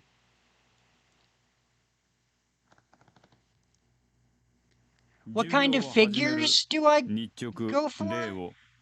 Well, to be honest, I buy whatever figures are of characters that I personally like. If you're going to spend the kind of money those things cost on that, it only seems reasonable to buy figures of characters you actually like. As Fujine exits the room, the first period teacher enters. Because Fujine takes up almost all the homeroom time, mornings are always like this for our class.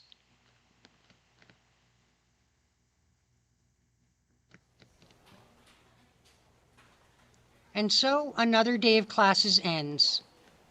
There are many types of students. Some immerse themselves in club activities, some hurry home, and some hang out in the classroom after class for no particular reason. I know I never did get the rare Toradora figure. I don't really fit in any of those categories. すまない。ちょっといいかエミヤ。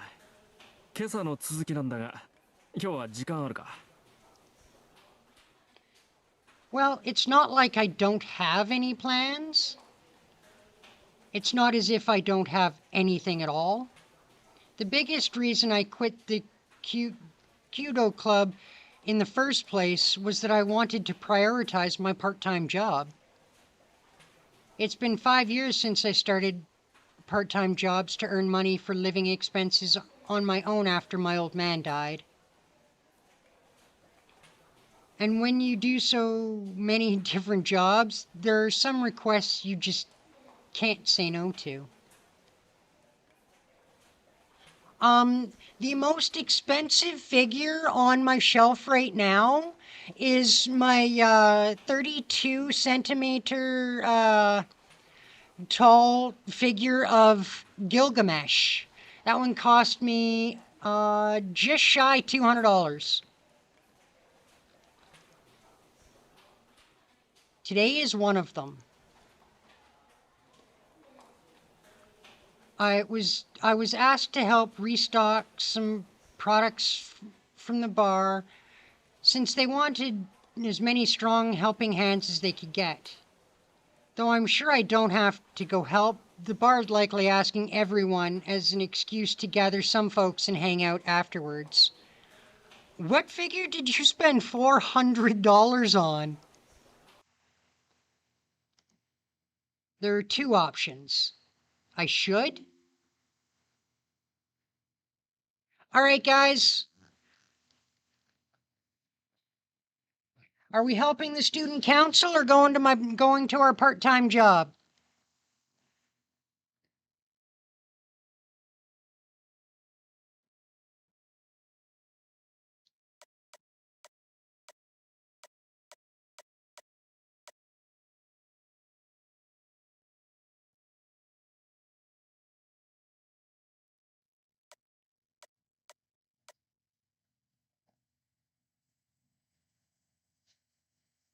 Okay. Well, as long as it's continuing to make you happy, then it doesn't matter how much it costs. Okay, we have one vote for the job. Okay, that's two for the job. All right, looks like we're headed to our part-time job. I feel bad for Izai, but I should probably prioritize my part-time job. I never promised I would go, but since I said I'd try, I should probably keep my word. Sorry, Izai, I have plans already, so can I get a rain check on this morning's tasks? 先約？ああ、例のアルバイトか。そうか、それは困らせたな。こちらは今日明日で身体が決まるものでもない。俺の頼みなど気にせず、労働に励んでくれ。Thanks. I'll get back to those tasks first thing in the morning, so please let me off the hook this time. ん？そこまで深刻な話でもないと言っただろう。急を要していたものは今朝で片付いた。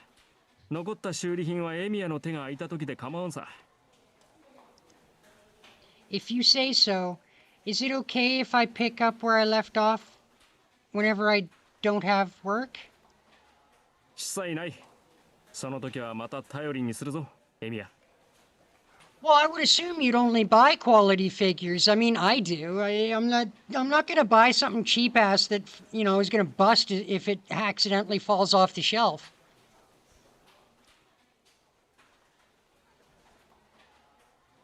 Izai bids me a swift farewell and leaves the classroom. Okay then. I shouldn't dawdle. I may not have been given a specific time, but now that I've decided to go to my part-time job, I need to hurry over to the neighboring town.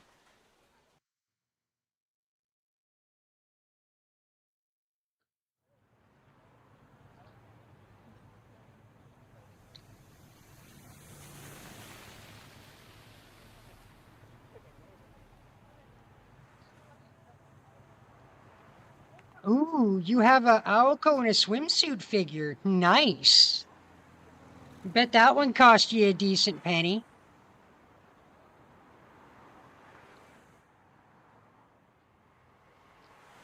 Geez, I thought I was going to help out just a little, but they gave me 30,000 yen. It's like an unexpected windfall or a stroke of good luck.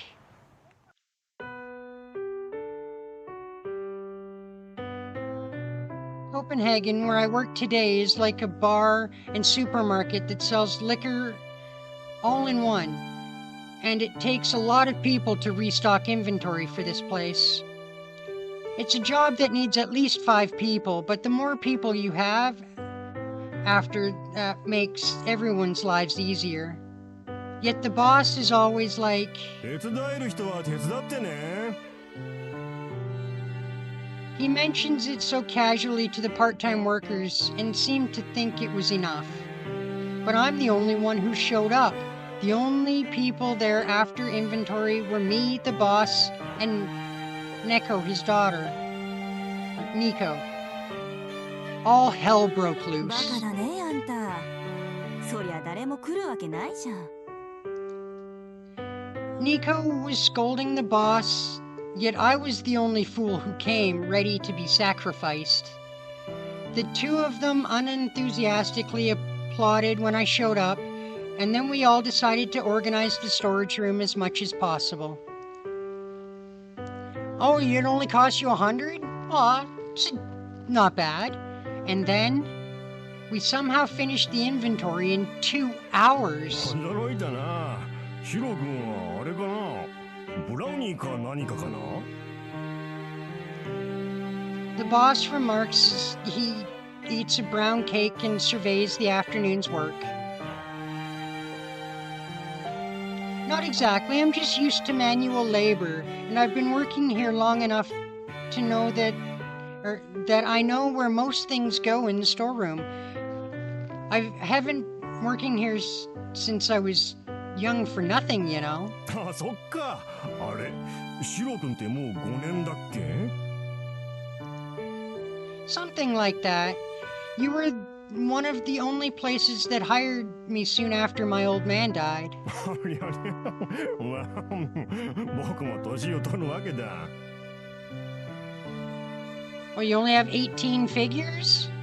Well, it's not bad. I mean, like, they're expensive, so having 18 is actually pretty good. The boss stuffs his mouth with rump cake. Next to him, Nico is nursing a bottle of warm sake. The owner has a sweet tooth while his daughter is the drinker of the family. They sure balance each other out well. And けど助かったわ。こんだ But けやっても honest- らって、小田ちんがケーキだけっていうのもあれだし。はい、これ僕からの気持ち。 he waves 3 10,000 yen bills at me. It's more than I get for a week's worth of labor, not 3 hours. Oh, thanks. I hesitate, but I take whatever I can get. Just as I'm about to leave Copenhagen, ちょい待ち。エミヤ、今日の話誰から聞いた？ Nico stops me while she's is curled up in front of a heater resting. I think it was Furumi. 学生に自分の仕事を押し付けるんじゃないってのよ。あのバカ。まあそれはいいとして。何？じゃあ今日の棚卸しまた聞きだったのに来たんだ。 Well, I was told to help if I wasn't busy. フルミもバカだけど、エミヤンもおバカさん？まあいいけど。君さ、人の頼みを断ったことないでしょ。前に私と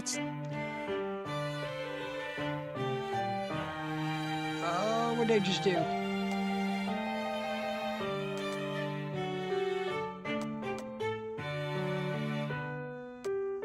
Okay. I think it was. Oh, jeez. 学生に自分の仕事を押し付けるんじゃない？フルミもバカだけど、エミヤン Sorry about that, guys.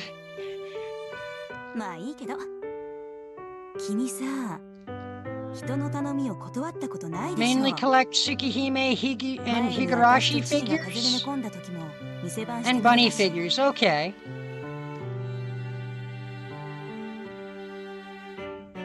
Huh, that's not true. I won't do things for people when I know I can't. Only do things I know I'm able to. あん時君も風邪ひいてたんだけどね。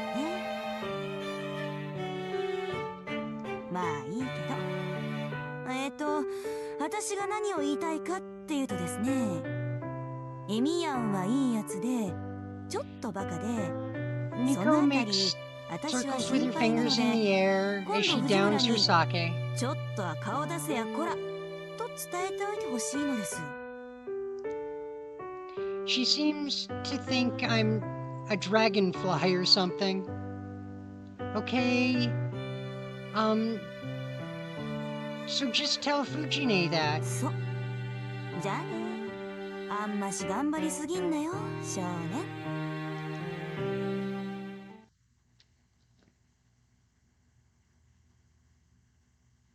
Whoa, I've already crossed the bridge?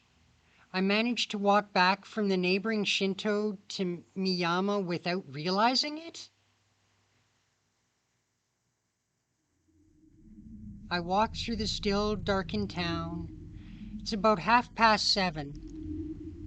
There should still be people out and about at this hour, but there are no signs of anyone around. Oh, right. Oh no! You mean it's gone forever? There's no way to get the Tsukihime powered CL figure? There was a crime committed in Miyama the other day. A burglar murdered someone, I think. It must be why there's no one around and why the school's curfew has been set to 6 o'clock. Gas leaks and burglars, huh? Seems like it's getting dangerous around here. No wonder people are avoiding walking around at night. It's probably not safe to let Sakura go home on her own anymore. Fujine might be fine, but Sakura's house is in the residential area on the other side of town. Guess I should walk her home starting tonight. Huh? I can't quite believe what I'm seeing. I must be wrong. I sense a presence on the uphill path I was sure was empty.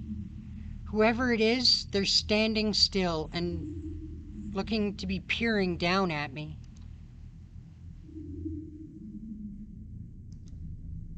I unconsciously hold my breath. A girl with silvery hair smiles and walks down the path without making a sound. As she passes by, 早く呼び出さないと死んじゃうよ、お兄ちゃん。 well, that's not ominous at all, is it?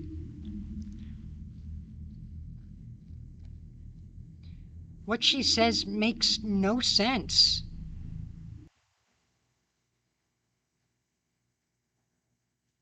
I climb up the hill and reach my house.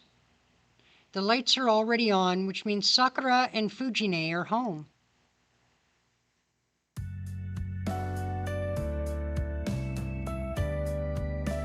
The moment I step into the living room, I smell the delicious aroma of dinner. Sakura and Fujine are both eating at the table. Tonight's meal is chicken stewed in cream sauce, and it puts Fujine in an especially good mood. おかえりなさい先輩。お先に失礼していますね。 Thanks and sorry for being late. I should have come home earlier. いいです。ちゃんと間に合いましたから。ちょっと待っててくださいね。すぐ用意しますから。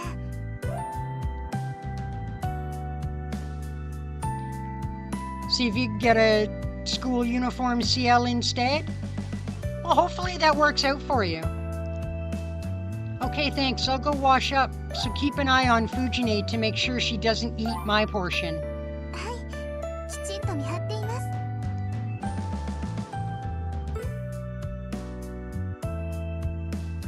I go to my room.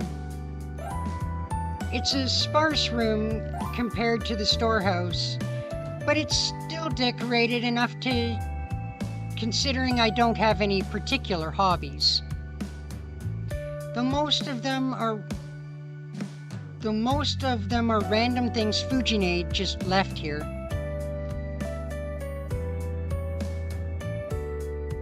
After I wash my hands and change, I head back to see my food on the table. Thank you for the meal. はい、お口に合えばいいんですけど。 Sakura is humble as ever. Sakura's cooking skills have vastly improved over the past year. My cooking is no match for her Western foods. My Japanese dishes might be a little better. None of us is any good at making Chinese dishes, though. I'm glad to know she's improving, but it's also a little depressing when the pupil surpasses her master. It really is delicious. The longer you cook chicken, the tougher the meat gets, which is why you need to take the extra step of grilling the chicken to a crisp to seal in the juices and flavor. This requires exceptional skill and is something the clumsy Fujine would never be able to manage. どうでしょうか先輩。今日のはうまくいったと思うんですけど。 No complaints here. The cream sauce is perfect. My cooking can't hold a candle to your Western dishes. さくらちゃんがご飯作ってくれるようになってからお肉関係が美味しくなった。 Fujine, who's been concentrating on her meal until now, pipes up. あ、ダメよシロ。学生がこんな洋服に帰ってきちゃいけないんだから。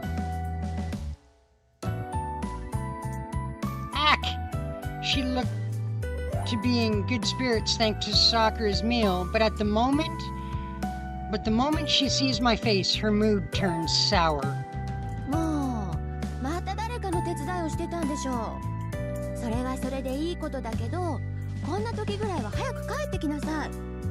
あれ、シロに倒して言ったんだからね。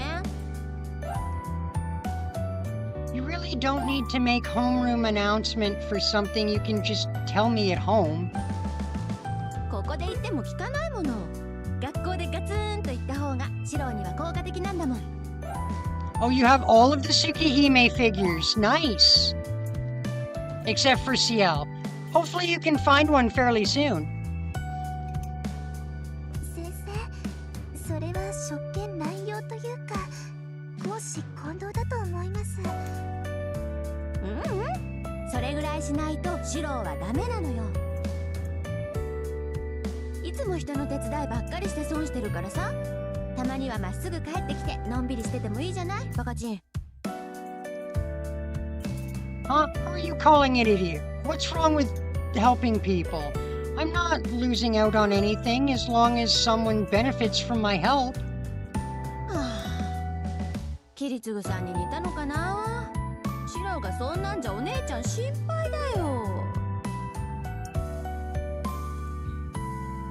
Seeing Fujine eating so heartily makes me wonder what exactly she's worried about. 内村先生、今の話からすると、先輩って昔からそうなんですか？昔からそうなの。なんか困ってる人がいたら自分から手を出しちゃうタイプ。けどおせっかいってわけじゃなくて、シロはね、単におませさんなのだ。 Fujine grins menacingly. Fujine, I'm going to get mad if you say anything you shouldn't. And you shouldn't ask such silly questions, Sakura. I glare at the two. Fujine clicks her tongue in disapproval. But Miss Fujimura, please continue. Sakura presses on like an attentive student. じゃあ話しちゃおう。これがね、シロは困った人を放っておけない性格なのよ。Oh, you do have CL, but just her normal look. Okay. 僕の夢は正義の味方になることです。だったんだから。 Bringing up the past, Fujine. I can't really jump in though because it's true. Besides, becoming a hero of justice is still my goal. すごい言葉だったんですね、先輩。すごかったよ。年上の男の子にいじめられてる女の子がいたら助けに入ってくれたし。You're just missing the rare CLs. Okay. Again, hopefully you can get your hands on some of those. あの頃は可愛くて純真だったのに、それがどうしてこんなひねくれた子になっちゃったんだろうな。Just to let everyone know, we will be wrapping up the stream here in the next few minutes. Also, tomorrow I will be starting work on the next episode of Fate Samurai Remnant, which should be coming out on Friday. So look forward to that. That's on you, Fujine. That's what happens with children when they have bad role models. And if you want to say something to that, try making an entire meal all on your own.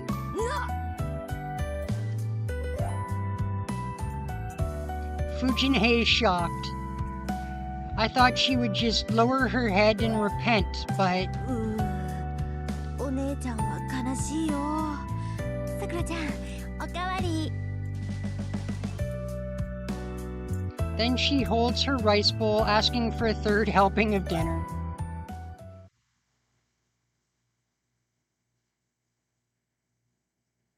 We relax after dinner and it's almost 9 o'clock.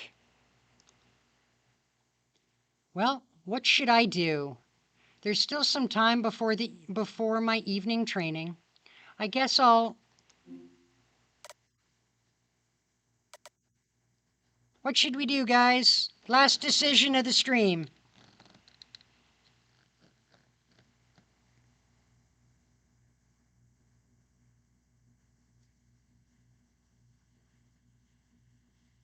Should we walk Sakura home, hang out with Fujine, or get some rest before we do our mage training?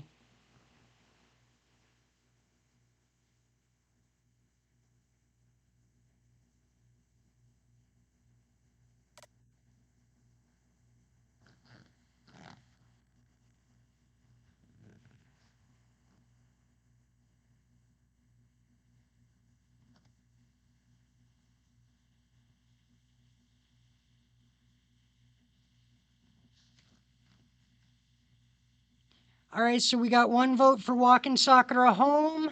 Any votes for any other choices?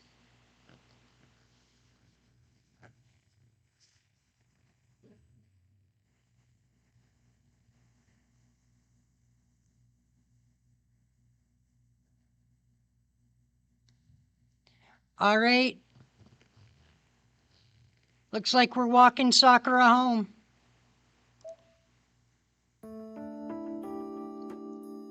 I haven't thanked Sakura for cooking dinner yet, so I should talk to Sakura. It's getting late, so I should walk her home.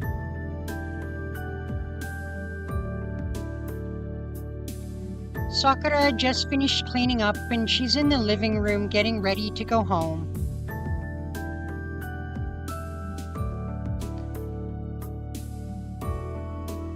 Got every Tsukihime figure, just missing Powered CL, which I missed. We're just missing the rare CLs.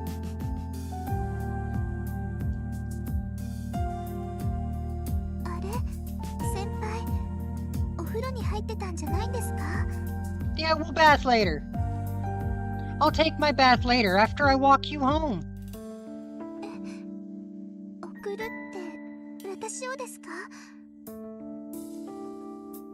Yeah, it's been dangerous at night lately, so I'll walk you home. Your house is a pretty long walk, so let me at least do this. since you go out of your way to come here. Sakura purses her lips awkwardly. Did I say something wrong? ごめんなさい。気持ちは嬉しいんですけど、先輩は休んでいてください。家までだったら慣れてますし、一人でも大丈夫ですから。Maybe so, but it really hasn't been safe recently. I'll walk you home at night for a while. And you're just missing one Higurashi Rika in school uniform. And nice, it's a nice feeling to have almost all of an entire collection. でも、兄さんに見つかると、先輩にまで迷惑がかかります。Ah. I forgot. Sakura's older brother Shinji doesn't really like Sakura coming over to my place. He can't say much because Sakura says she goes to Fujine's house. But me taking her home might cause problems. I don't care if Shinji accuses me of something I didn't actually do, but I don't want him taking it out on Sakura. But it wouldn't be a problem if I only walked you halfway, right? There's no way we'll see Shinji at the intersection. Sakura is uncomfortably silent. Knowing Sakura, she probably couldn't even lie about the fact that I walked her home. Hey, then how about it? 私が送っていこっか。 An English teacher wearing a tiger's stripes suddenly pokes her head through the door. That really doesn't fix anything. My concern is that girls walking alone at night, so adding to another girl would be... Wait a minute. Calling Fujine a girl might be a bit of a misnomer. There is a reason Fujine is the teacher in charge of the Kyudo Club. She was trained by Old Man Fujimura in Kendo, and her 5th rank designation makes her deadly, literally and figuratively. I guess it wouldn't be a problem if you went, Fujine. I bet you could beat the crap out of any perverts who tried to strike. できるよ。だからさくらちゃんを送っていくのも問題なし。それでいい？さくらちゃん。はい。藤村先生がよろしいのでしたら。決まりだね。それじゃあ行こっか。私も今日はそろそろ帰ろうかなって思ってたんだ。Fujine takes Sakura's hand and starts to leave. Oh, hold on a minute, Sakura. 何ですか、先輩。Dinner was good, thank you. はい。ご迷惑でなかったら、次も頑張りますね、先輩。Sakura beams and leaves the living room. I can tell my cheeks are burning red. Honestly, Sakura takes me by surprise a lot lately. It's perplexing. Time sure flies. Not so long ago, she was just my friend's little sister. Now I find sometimes that I can't quite look away from her. I'm so pathetic. I've always thought Sakura as being like family, but I can't seem to readily accept this change.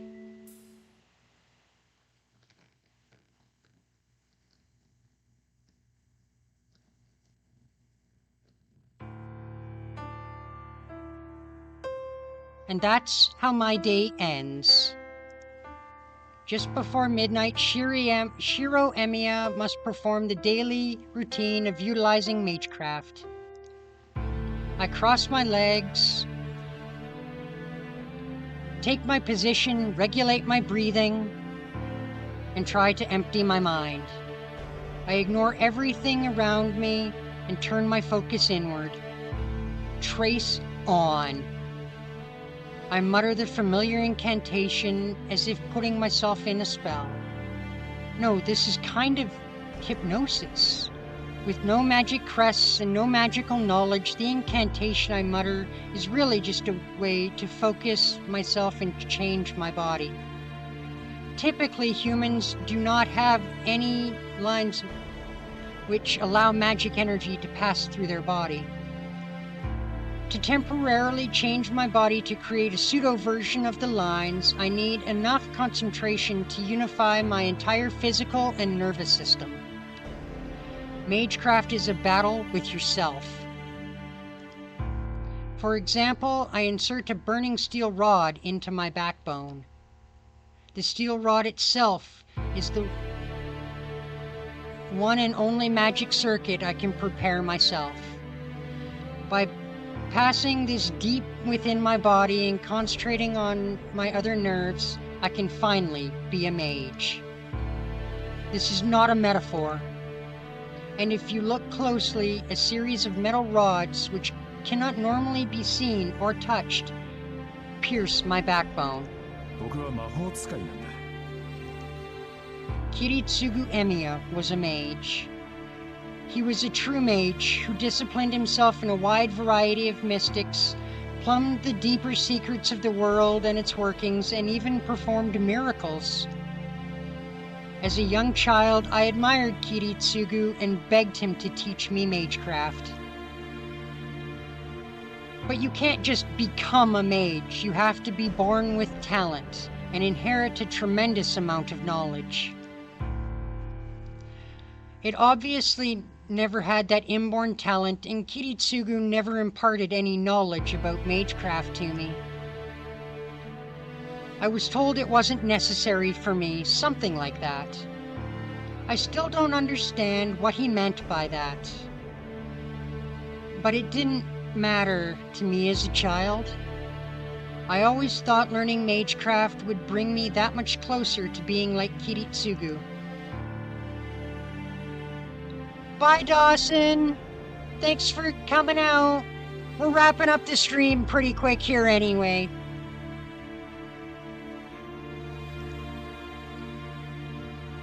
The magecraft Kiritsugu had passed, the magic crest passed down from the Emiya family could only be passed to a blood relative.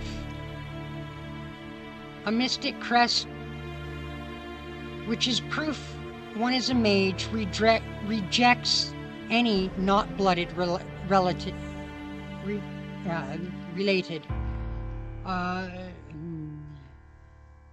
As an adopted son, I could not receive the Emiya family crest. Then again, since I honestly don't have any idea what the hell magic crest even is, it doesn't matter much whether I have one or not. It's just a matter of gaining the ability. If I want to be a mage, I just have to learn magecraft that suits traits that I do have. Magecraft is taken to its extreme, a skill supposedly meant to release magical energy. You could say that magical energy is a life force. Magical energy is separated in two sources: mana, which comes from the world's atmosphere, and ode, which is created within living creatures. Obviously, mana comes from the world itself, is superior to ode. The sphere of power of the world's mana is simply not even comparable to the ode one human can create. No matter the form it takes, magecraft utilizing mana will always surpass anything created from an individual's ode. So a powerful mage is one who excels in drawing magical energy from the world. It's a lot like a filtration system. A mage uses their own body circuits to draw mana from the outside and convert it into something usable. Mages call the circuits they use to accomplish this magic circuits. This is the inborn talent part. The number of magic circuits one has is determined at the moment of birth. typical humans have hardly any. They're normally quite rare. That's why mages will spend generations trying to ensure their descendants have a body more suitable for magic. Sometimes families go so far as to practice selective breeding in order to increase the number of magic circuits in their children. And since I was raised in a normal family, I never had a chance of having much in the way of magic circuits. That left me only one option. According to Kiritsugu, everyone is well suited to one specific form of magecraft. He also said something about drawing out magical energy based on a person's origin, but I never quite understood that part.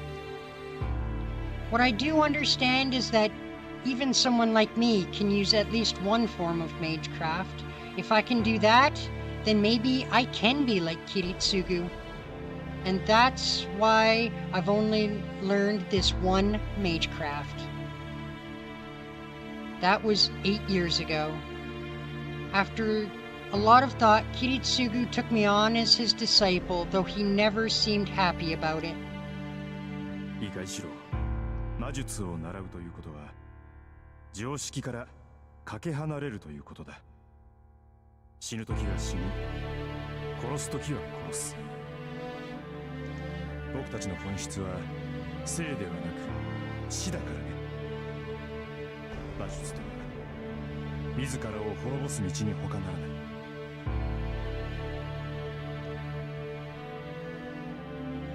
I guess I knew no fear as a child. Kiritsugu smiled bitterly, placing his hand atop my head as I nodded 君に enthusiastically. 教えるのはそういった争いを呼ぶ類のものだ。 What I'm about to teach you is the sort of thing that can cause conflict. 人前で使ってはいけないし、難しいものだから鍛錬を怠ってもいけない。でもまあ、それは破ったって構わない。一番大事なことはね、魔術は自分のためじゃなくて他人のためだけに使うということだよ。そうすればシローは魔術使いではあるけど魔術師ではなくなるからね。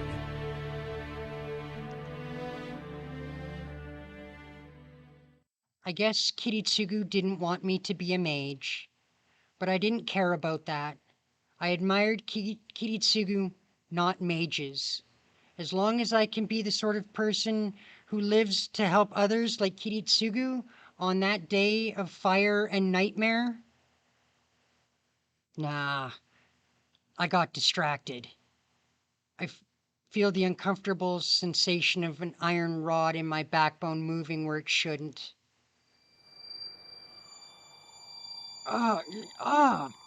Losing control of my breathing now could be fatal. The pseudo-magic circuits would overwhelm my body and shred it to pieces. And that would be the end of me. Shiro Emiya would simply be a novice who died because he failed an elementary step.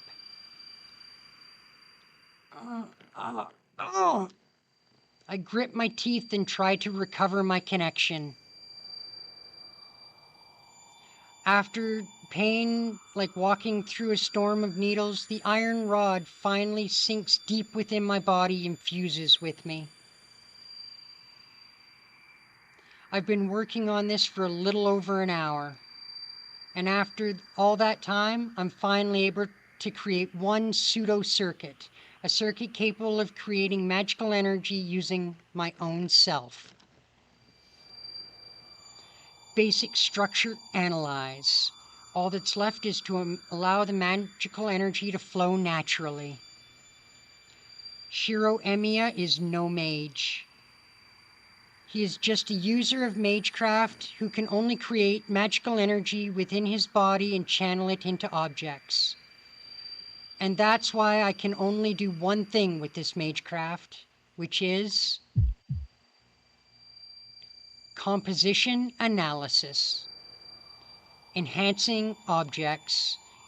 It's just strengthening magecraft where I apprehend an object structure and channel magical energy to temporarily reinforce its abilities.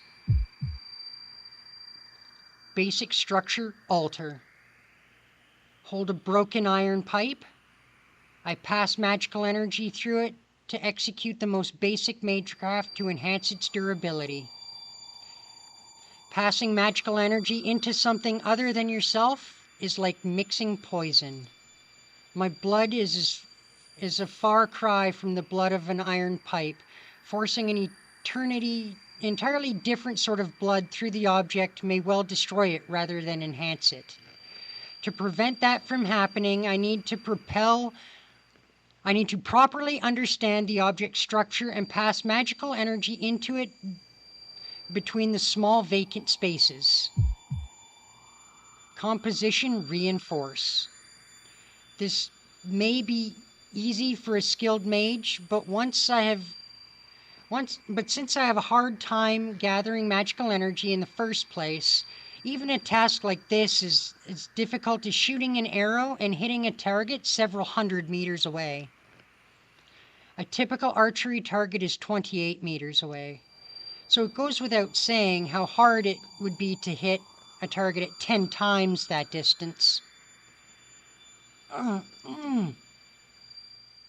My body temperature suddenly plummets.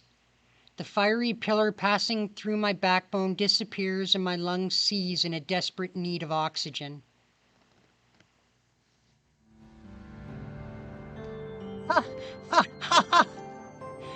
My back aches in an effort to keep me from passing out. Damn, I failed again. The iron pipe is unchanged. The magical energy passed into it appears to have dispersed. Damn, according to something that already has a set form is hard. What I'm attempting to do is like adding an extra brushwork to a completed work of art. Adding something extra to a completed object raises the risk in comparison of the object's integrity. The paintbrush, hoping to improve, may actually devalue the work instead. Which is why, despite the simplicity, strengthening magecraft is so difficult, and not many mages willingly use it.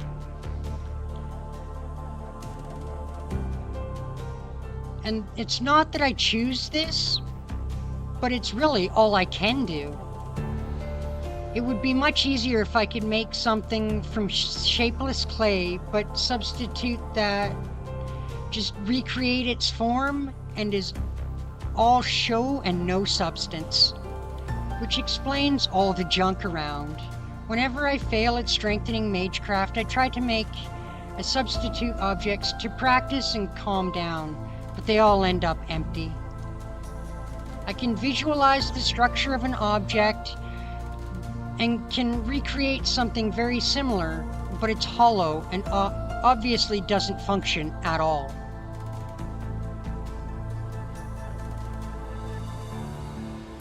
I wipe the sweat from my brow and realize I'm absolutely dripping with sweat.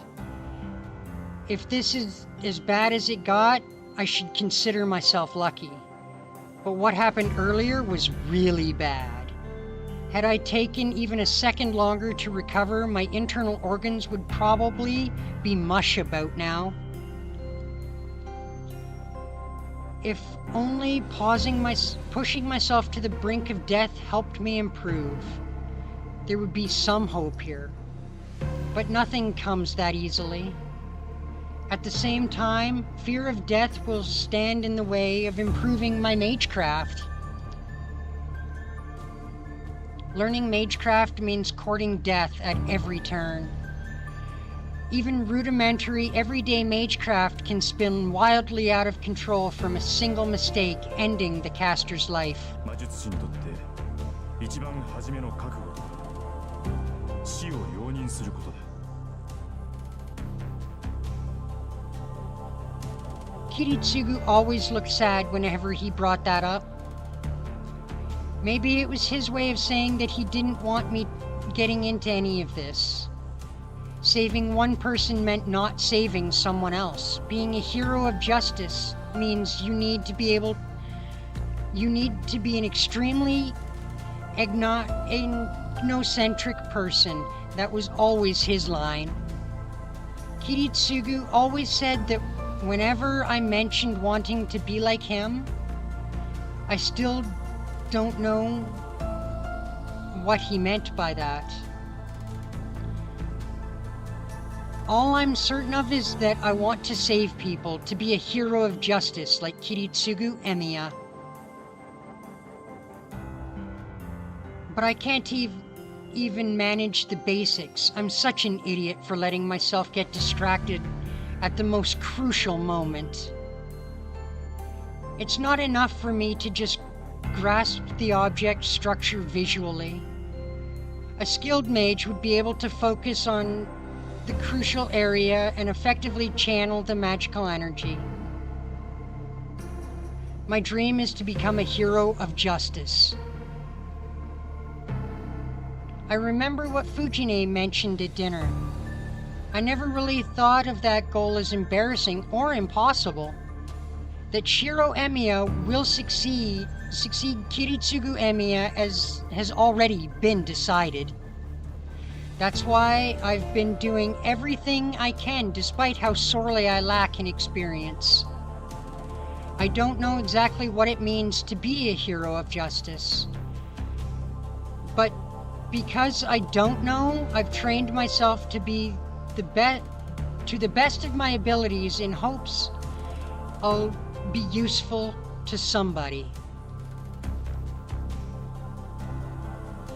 I haven't taken my eye off the goal these past 5 years, but whenever things go wrong like this, I start to have doubts.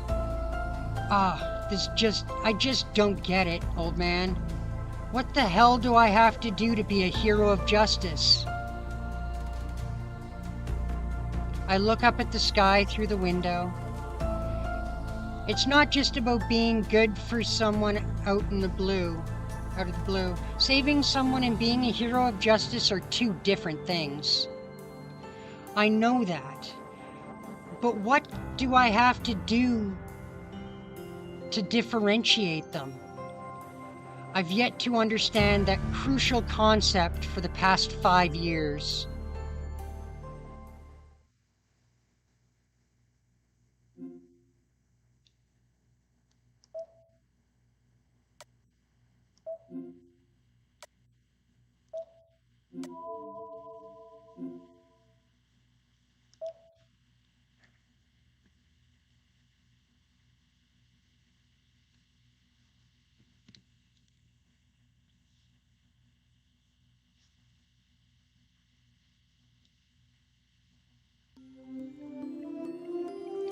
Alright, well, we are going to end the stream here.